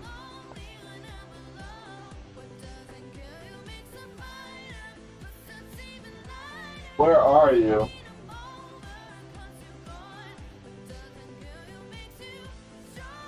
Uh-oh, I'm a little bit worried. Here it is.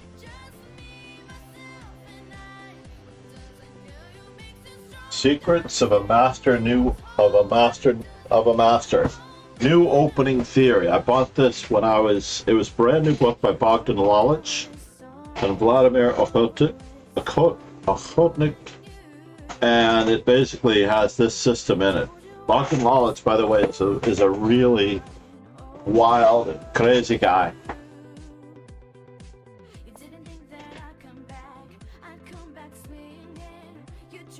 We're going to reference it immediately after this particular stream. On my intermission screen, I want to add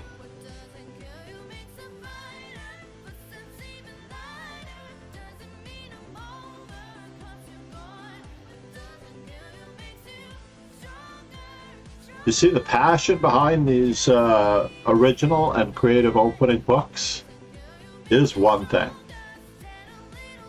Now, I don't believe that knight, that bishop really belongs there. I actually think I can walk into this pin. Basically because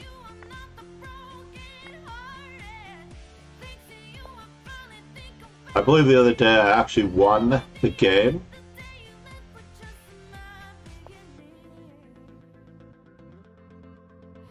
I actually won the game based on the fact that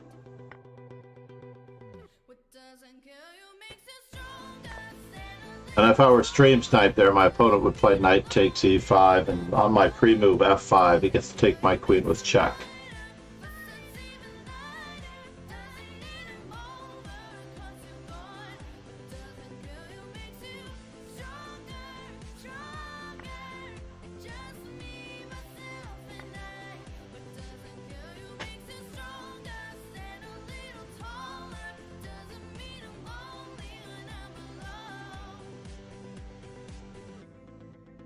Yes, there are some technical difficulties in this position. Nothing that can't be handled.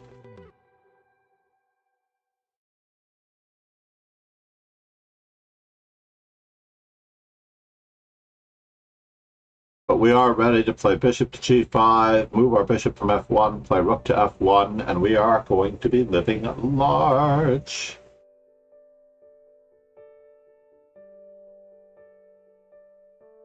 On queen to e7, that is the question.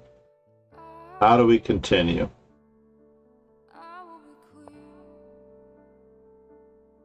Well, if he's not going to stop me from castling queenside,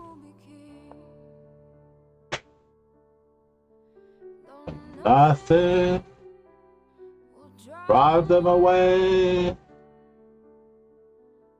we can beat them. It's the one day.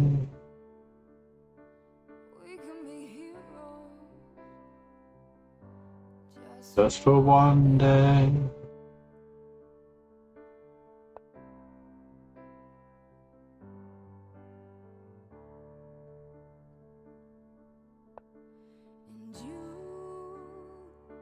We're going to pin that knight to f7.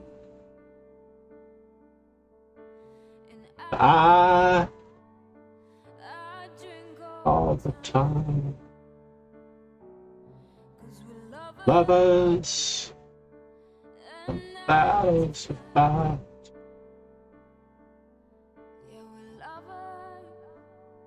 There's no substitute for Bowie.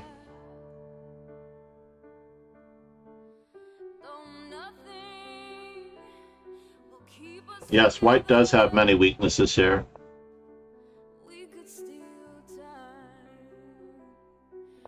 Just for one day,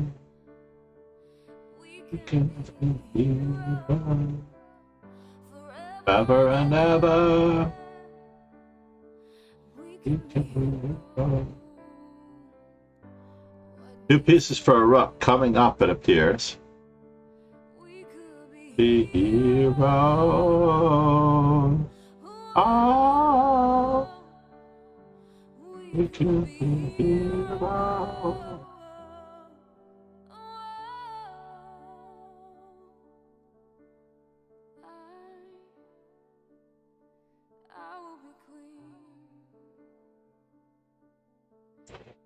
And you.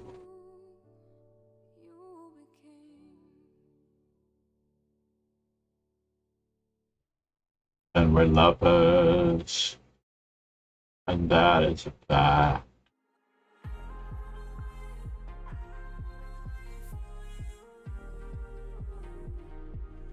We're just analyzing knight on 8 to d7, rook takes d7, queen takes d7, bishop takes f6.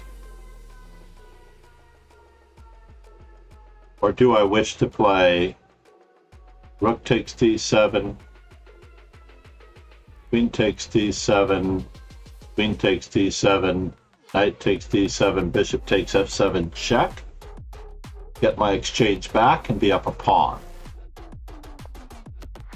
Uh-oh. This does not make sense.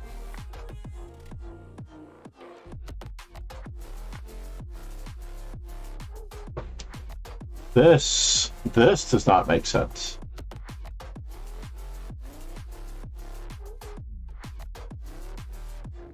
So is it a free pawn? That is the question.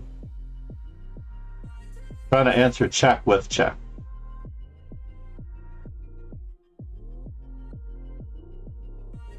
It looks like all the pawns are falling.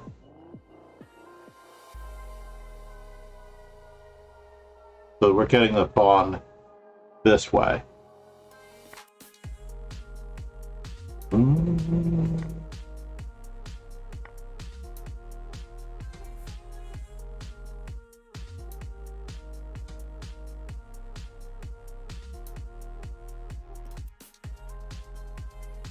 So right now we have 3-2 on the king side, 3-3 on the queen side, and a great outpost square for a knight.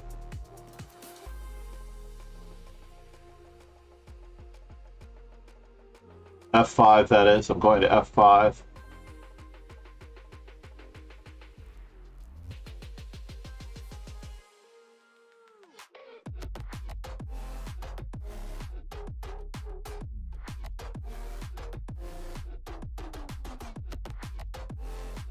How do we capitalize on this?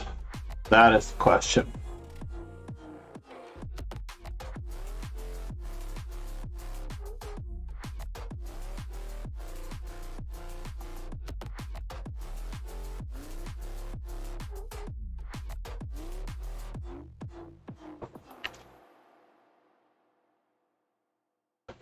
I doubt that he's going to final attack, but watch out.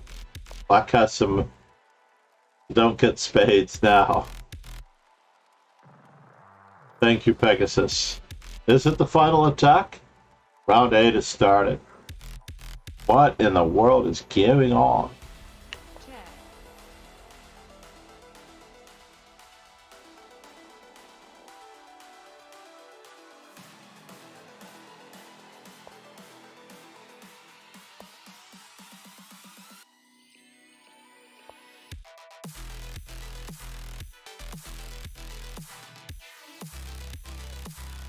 Where is the knight going?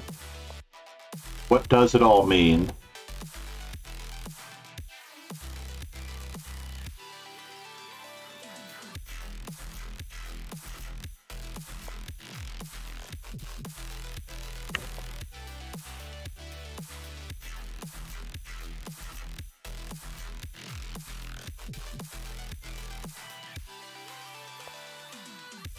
All right, I am afraid that you must return to the scene of the crime.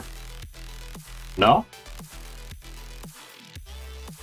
Is there something else going on here that I don't know about?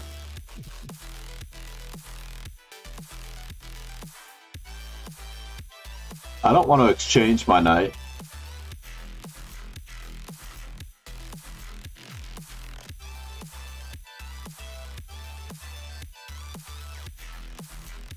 But it does look like I have even more material than when I started. I can take a free pawn now, and he attacks me. Or I drive him away and then take a free pawn. I have to take the free pawn now.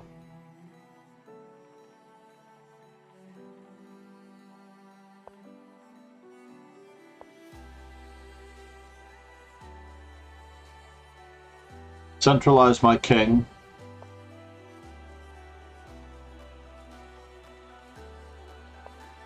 And then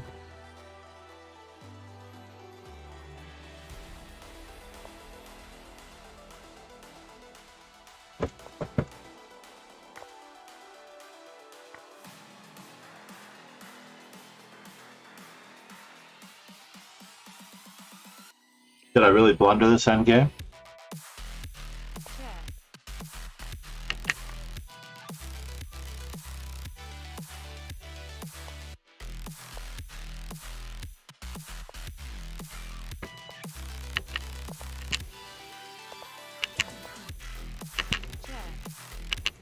I did blunder the game.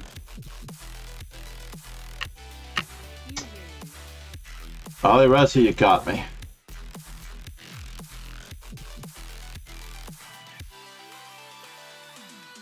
Thank you very much for your compliment. Absolutely, RBJ. But what I do want you to remember is that you will not necessarily. So here we go. Let me just check this. The Austrian attack.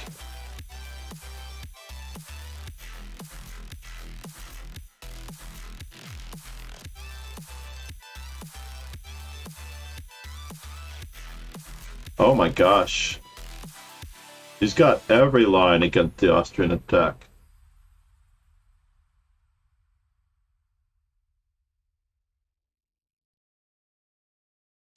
It appears to be signed by Bogdan Lalich with a very strange non-signature from Bogdan, Vladimir Bogdan, and Mark.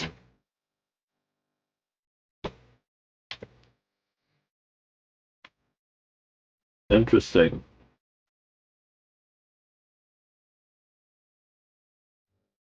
And the thing that I love about this particular book is that it has many complete games.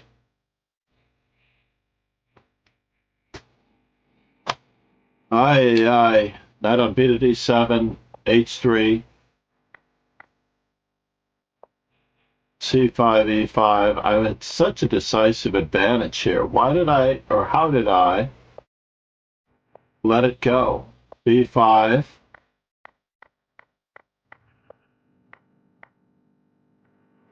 So knight to d5 was a little too gimmicky.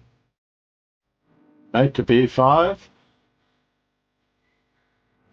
The same idea of getting to f5.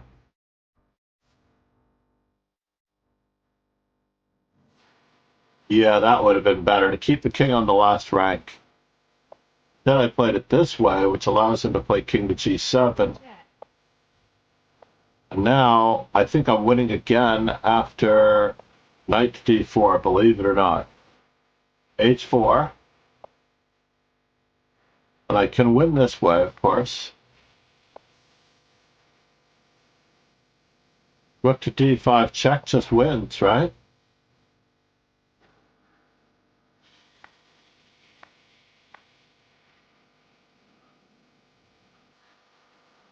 f5. He takes f5, king takes f5. Yeah. So sad that I blundered that game away. Zephyr, good morning. He's back over 2200. So getting back to RBJ's question about 10 plus 5, and this will happen a lot in my conversational ADHD, it seems like. You get distracted by chat, this, that, or the other thing, or the action of the moment. Basically, 10 plus 5 is great, but it's no different from 5 plus 5, honestly. 10 plus 5, irrespectively, no different from 5 plus 5, because you're going to have 5 plus 5 eventually. If you think for 3 to 5 minutes, you are going to be in that same situation. Now imagine for the moment that you're going to decide beforehand on a preset course of moves. This is the one major factor in everything that you're doing as far as we're going with this move now. I don't know if I played this against him the last time or not. This would have been a good round to go for coffee. To avoid the musical stylings of Zephyr.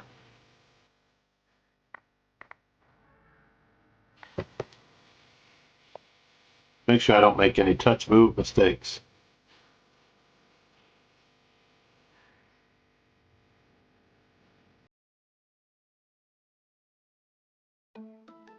What is our record like? I think the last time I won in the same system, I'm only down by 1, 4 to 5. I mean, you can give yourself more time, but you're going to talk yourself out of as many moves as you do talk yourself into them. The real key here is that if you want to practice calculation, you should practice it in Puzzle Street. Relentlessly and determinedly. You should practice it Just like that.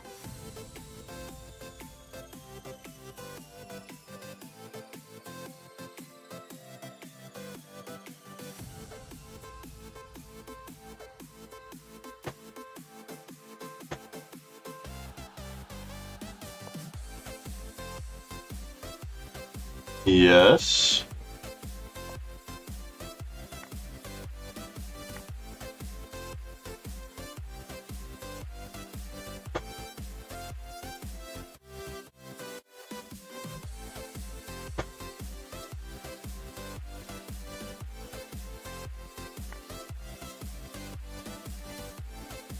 And now for something completely different.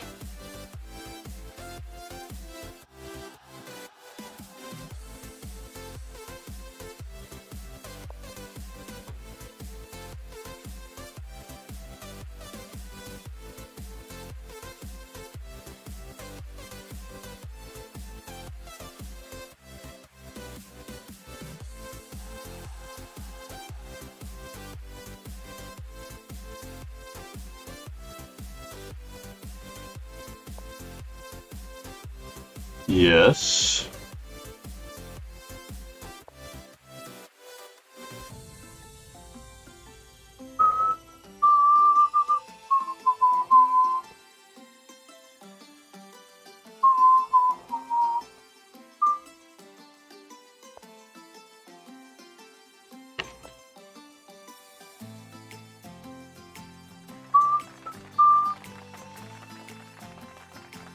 Kingslayer Sloan.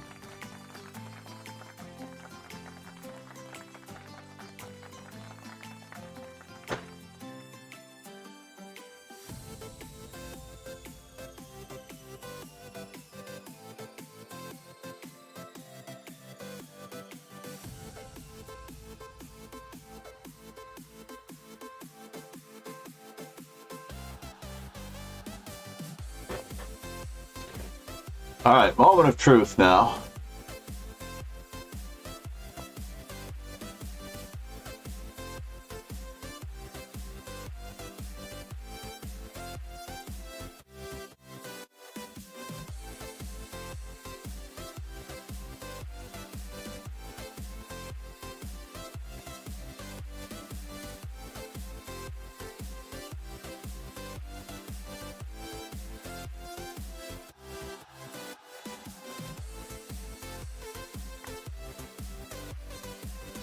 Check.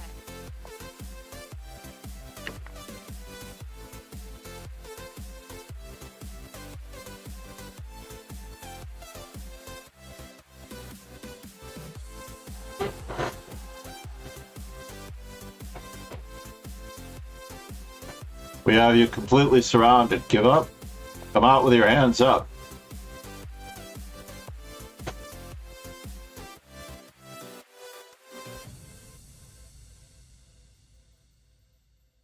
Come out with your hands up.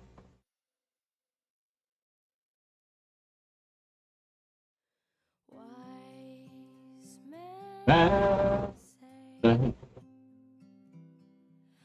only fools rush rush in, in. but I can't help falling in love. Victory. That one taxes your playing ability as well. E3, Bishop D2, check King to D1. I stay. Tough. Would it be Yeah, that was a crazy game. What you should have done here was castle. I think that if you got your king safety, it was a great concept, except it didn't work. He had castles here. you? I may have some compensation for it, but it's not easy. I have to continue with this, right? Believe it or not, this might have been the best move. I was torn between that and trying to play bishop to e4 again. So on the previous move, instead of c4, bishop e6 was probably a better exchange sacrifice. Yes. Remember what I said about the rooks? Remember what I said about the rooks, RBJ? It is absolutely essential that your pieces get coordinated. Basically, I'm up 3 pieces in this position against the rook, against the bishop in a pawn. I don't know which 3 pieces it's going to be. If he takes my rook, then it's a rook, bishop, and bishop. And if he doesn't take my rook, then I'm up 2 rooks and a bishop in this position.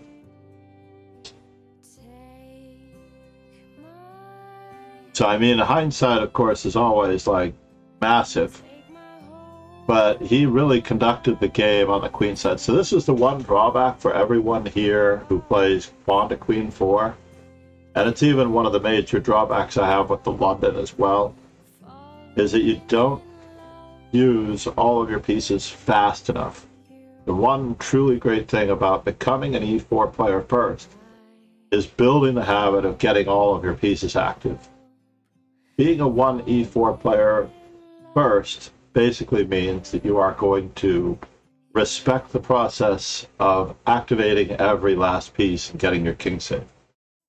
And until you respect that process of getting your king safe and activating all of your pieces, then you can't bend the rules, per se, with the move d4 on the first move. If you bend the rules with d4 on the first move, you're delaying castling, the center isn't open, the tempo is slower, and you often get opportunities to move the same pieces twice, which builds bad habits.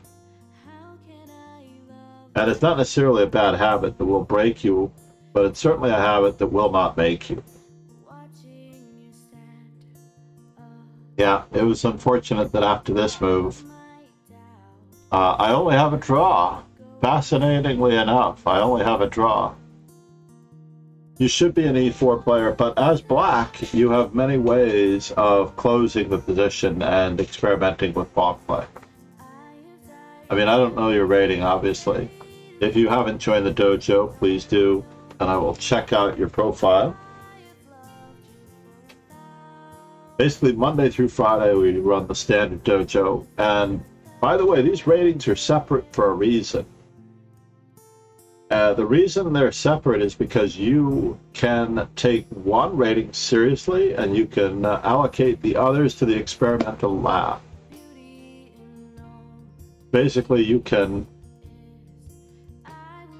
choose to not care about your blitz rating or not care about your, God forbid, bullet rating, but don't do bullet.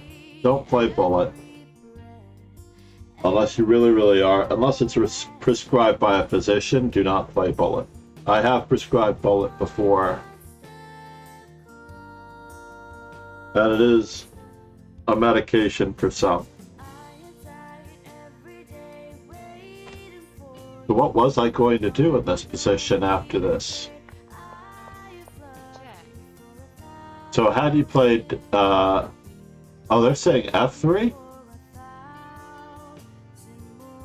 Wow, I had not considered f3.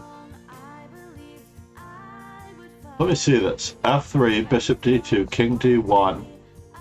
And they're assuming that I need to go the other direction. Oh, f3 makes sense. Absolutely makes sense. Because on the move e3, I was planning on checking and playing c3. This looked decisive as well. f3 makes complete sense because now I don't have time for c3. Because you're going to take my bishop. Makes complete sense here. Zephyr, we could have probably repeated the position had you found the move f3. I think I might have had to, I might have been forced into it. That was a really good game. Now, did I blunder out of the opening? That is the question. With bishop e7, did I blunder? Oh, wow. Queen takes c6 went to -1.4. Mad Physicist, good morning, namaste. Just played an absolutely ridiculous game. So in this particular position, yes, I'm supposed to play rook to b8. Some years of before 1,000 years. How are you doing, Mad Physicist? Are you coming from another stream? Are you guiding the raid? Yeah, it's very hard when you're not practicing your piece coordination. I would say the number one, absolutely the number one thing that every strong or aspiring strong player wants to master is the coordination of all of the pieces. Well, I'm glad you stopped in here first. I appreciate that. We are doing very okay today. It is very important that you coordinate all of your pieces, that you practice your calculation, that you trust your calculation, and that you believe in yourself first and foremost. That was a crazy mate that I just had, I have to admit. Congratulations to Ron for finishing second. Ponderov, namaste. I managed to draw Ponderov. He's got a question mark behind his name. Could be a brand new account. Another very important feature, everyone, of not just playing accountable games is that tournament games are checked. The great Hans Niemann debate. And I do remember when he was in class, he was in our class and he was playing a long time ago. Right when he first came to Columbia Grammar, it was probably shortly after his account was closed as a 16-year-old. He came to our school, he was in the class, and he commented and lamented about how much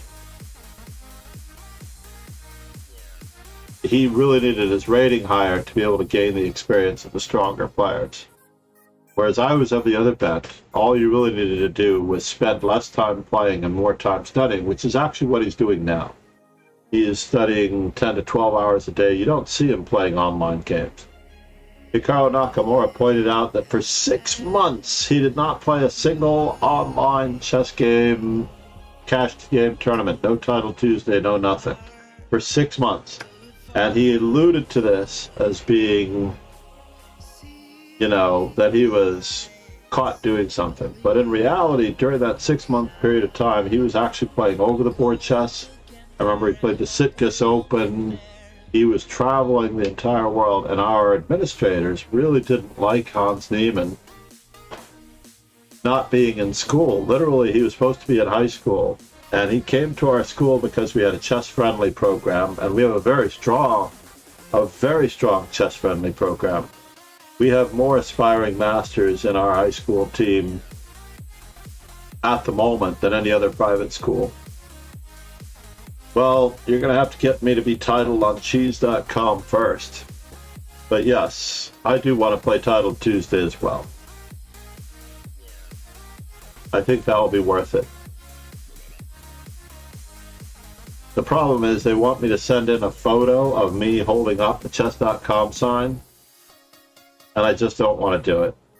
Or having the chess.com logo in the background. Maybe I can have it on my computer. But I don't really want to be seen as absolutely recommending them over any other server. I guess it's firmly established now that I'm a lead chess person.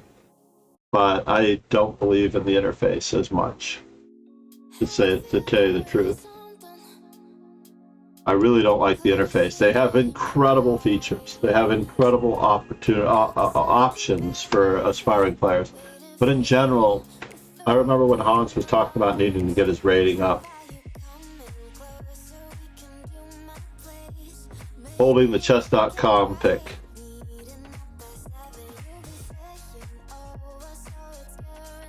Yeah, I have to actually, I think I might even have to show my passport or driver's license or a newspaper. No, they want me holding chess.com and a newspaper. That is the one you're confusing it with. The newspaper or something dated is leechess.org. You have to hold your driver's license and a current event or something. But you're right, I'll look into it. I'll make it my project of the day for the most part. It has been a pleasure for all of you. Please follow on the socials. Please check out the instructionals on the YouTube. Oops, if I can spell that right. And most importantly, join the Discord. Follow me on Instagram, Twitter. I usually do post about these events on Twitter. I don't remember having done it today. I don't remember promoting Lanchava today on Twitter. I was late. My game had started. I am sponsored by Chess Informant, their latest journal. It is basically like the American Journal of Medicine, or the American Medical Association's journal that comes out 4 times a year for doctors. We have a very similar one in the chess world called the Chess Informant. 152 is the latest edition. I have a lot of them on the bottom shelf down there. I don't know if you can see them above that. I also like to show off, just for a brief moment, the remainder of the library, which we will be drawing upon. On both sides, we're going to draw upon all of these books, which are general books: Middle Game Calculation, Author Suggestions, Secrets of Chess Defense. Whoop. Mikhail Marin. I'm going to add this one because we talked about defending, the art of defense. And on this side, we have all the great players and world champions. The Zhu Jun and Zukertort down at the bottom, starting with Alekhine. I think Alekhine is the first one. And then we have the endgame books, exercise books, tactics books, and fluff at the bottom, all the way at the bottom, 2 shelves or 1 shelf. So you'll find Chess Queens, which is an absolutely amazing read. Thank you so much for subscribing to our YouTube. I appreciate it. Namaste. We're going to roll the credits as we choose a lovely streamer to raid. If I don't find one, I'm going to go to the highly authentic Chess Weeb, Mad Physicist. By the way, Chess Weeb, who is Polish Grandmaster Danish Boris, is, in my words, my alter ego, my doppelganger. I'm clean shaven now. However, he and I have the same viewpoints to a great extent.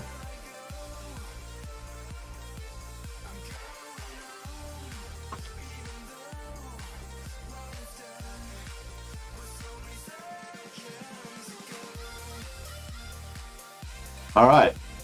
In any event, thank you to everyone who's been here. Kingslayer Sloan, Nightbot, our erstwhile rogue. Please follow Rogue and Kingslayer Sloan. Darkblade, WR33, Ishmael, all of those players that got Ali Reza GM 1020 and Dabo. And thank you for the raid, Rogan. I hope you did. I'm going to clip as much as I can from this broadcast. I know Rogan will rewatch it and clip it. Cheers and ciao, everyone. Have a great Sunday. I may be back with sub-chat only YouTube content if I don't have my regularly scheduled lessons, as my family is coming back and I have to go to the airport and pick them up. We are about to have a death in the family, so everyone is marshaling their forces in anticipation of this. And I'm probably going to lose another 100 points, so if you're not in my arenas, you won't be able to obtain them. I'm going to be handing out rating points all over the place when I go to the funeral. I guarantee it. I'm not going to stop playing every day. Cheers.